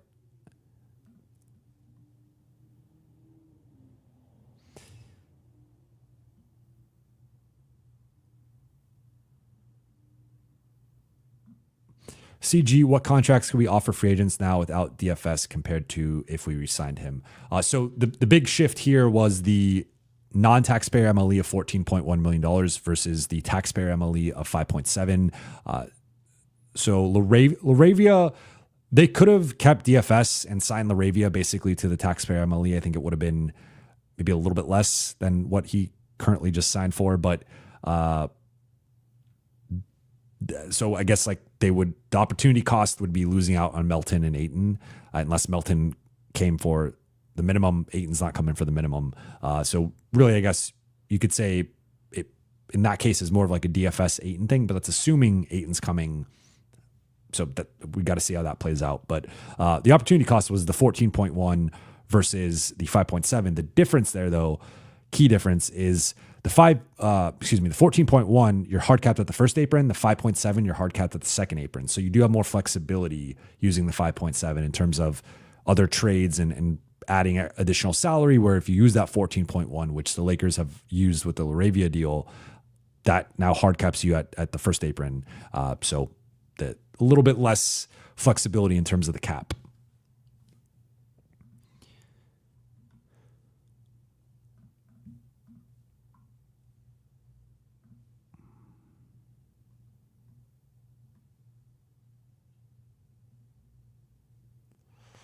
El Boogie asked about Melton. He's got a non-guaranteed, so he can be waived. I think it's July 20th is his guarantee date.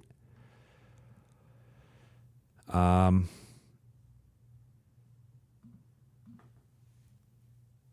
going to go about 5 more minutes, and then I'm going to take a little break. Wife just got home from work, so I'm going to spend a little time with her, and then I will pop back on if the Lakers sign Melton or make a trade.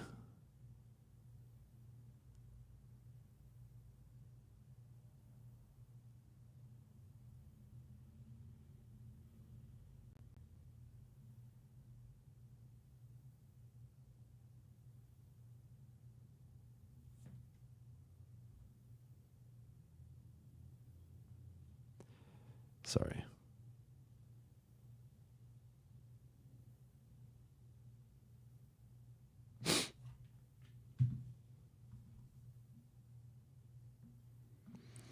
Matthew Fields, who's the most realistic wing target if we sign Ayton? I think it would have to be a trade. If we look at, is there a free agency tracker somewhere? I'd like to see who's still available.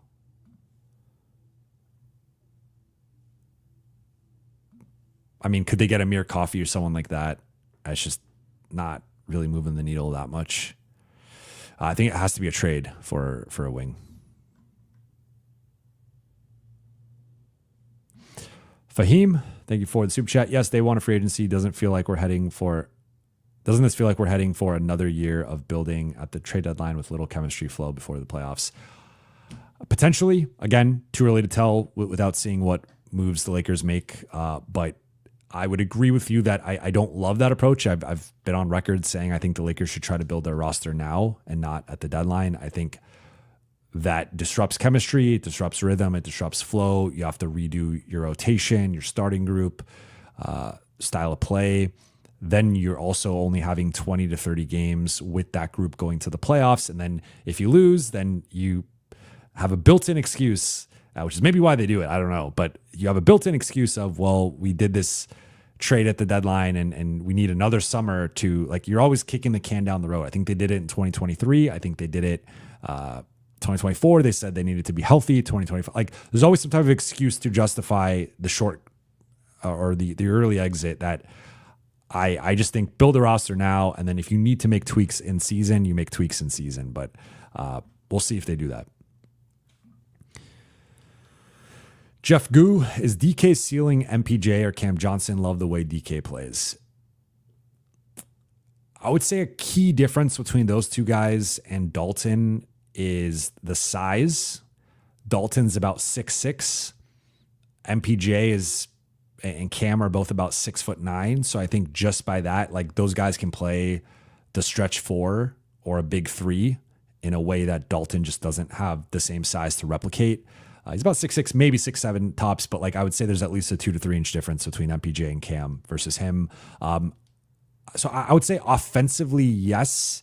And there's probably some similarities with MPJ in terms of some of the defense limitations, defensive processing there, although MPJ is at least, again, 6'9", 6'10", which just the taller you are, just by virtue of size, you are better defensively because of height, especially if you have a baseline level of like speed, athleticism, etc. I think Cam's the best defender, clearly, of this group. So I would say, like, I could see DK becoming that type of player. I think that's probably more in the higher end outcomes, higher upside of his potential is like that level of shooter, scorer, and you know that's a starter, right? Like a full-time starter. And I think the big thing for him, especially with his size, is he needs to become better defensively. If he can do that, then I think he does have a high ceiling as a role player. Now, again, I think those guys have some built-in advantages because of their frames and they're bigger. But I could see him growing into that type of player. But I think the biggest issue with him right now is just the defense limitations. Tom says, wasn't trolling, just Lakers Nation is getting so big, it's impossible to present an opposite opinion. Sometimes love the show, but I get more merit here. I appreciate that. Thank you. Harry Chinani, Clarkson or Melton a better fit? Melton. I think Clarkson's a better player straight up, but Lakers need defense and athleticism. Edgar. Reeves says more BFF Nepo signings than Luka. You're not wrong. I mean, they actually lost Luka's guy.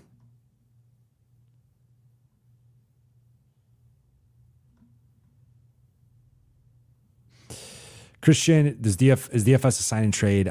Do not think so. Doesn't really make sense from Houston's side. But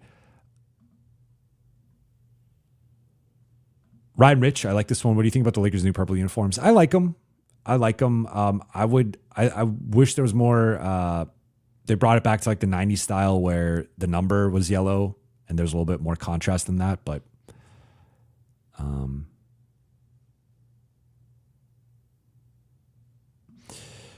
Natalo, would you do AR, Rui, and a first for Miles Turner? No, I actually think that's an overpay for Miles Turner, but I also don't think Indiana would do that because I don't think AR fits with Halliburton. Keon Norris, do you think we get Wiggins? I would say at this point, anytime the Lakers are attached to someone, I just assume they're not going to get them outside of maybe free agency, but like trade specific, how many times have they been attached to someone? And I've reported on guys they've been attached to, and like how many times do they like? We just talked about Miles Turner and Claxton and Kessler and these different guys, and it ends up not happening. So my default stance is probably not, and maybe it's a wing that we don't know about. But I think, again, realistically, looking at contracts, depth charts, it's hard for me to see a realistic wing who's better than Wiggins that could be had for what the Lakers realistically want to offer, especially if they don't want to put Austin on the table. Tech says, I disagree. Melton's way better than Clarkson. Melton's been a very good shooter. I think Melton fits into a winning situation better. Like, I think Clarkson's been a good sixth man, so it's a matter of degrees. Like, you could argue Melton's better. He's also had a little bit of a troubling injury history the last couple of years, but again, I think Melton's a better fit for what the Lakers need, regardless of who you think is better.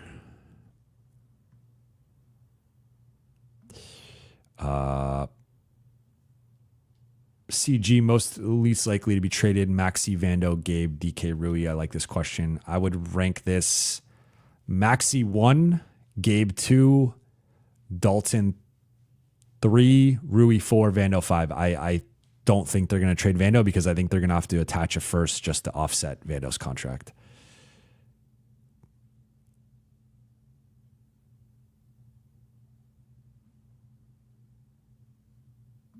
Herman Williams, would you trade DK to Portland for Kamara? I would.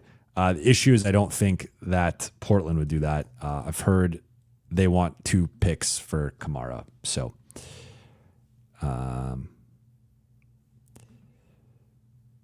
Dill says Clarkson's been a good 6 man for like 4 years.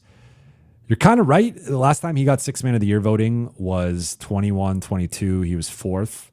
But since then, 21 and 4, next year 17 and 5, this past year 16 and 4. His shooting has declined a bit.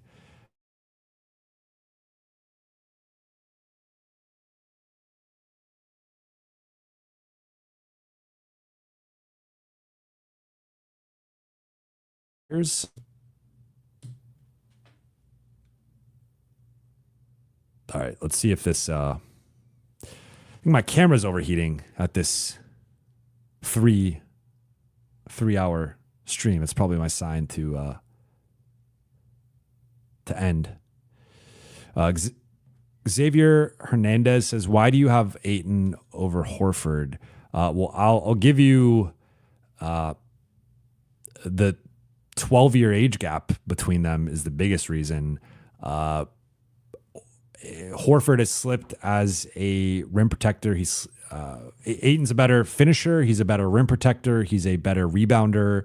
Horford is a more switchable defender, and he's a better shooter. So depending on how you value those skills, you could argue that. But Horford, to me, is more of a guy that is like a probably a low 20s type center.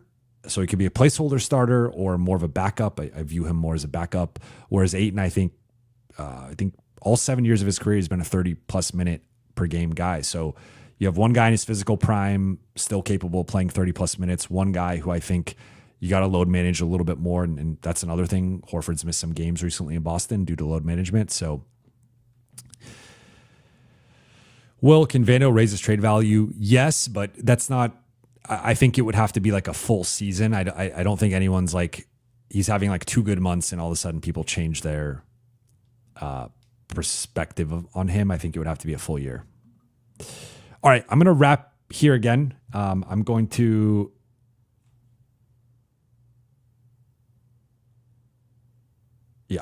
wrap here, but I will be back if they sign Melton or someone else. Appreciate you all for rocking with me for over 3 hours. Again, I'll be around. So I will probably be going live at some point if another move happens. Well, I will be if another move happens, but I'm saying another move will probably happen. But appreciate you guys. Son's calling, wife's here, so I gotta got to hop off. But thank you all so much for watching and listening. For those watching on YouTube, please be sure to hit that subscribe button, turn on channel notifications, and like and comment on this video. Let's get those likes up. Let's also get those subscribes up. For those listening on Apple Podcasts, Spotify, or your podcast platform of choice, please be sure to follow, download, and leave a 5-star review. I'll talk to you all soon, most likely tonight. If not tonight, definitely tomorrow, but almost certainly tonight. So talk soon. I'll be back in a little bit.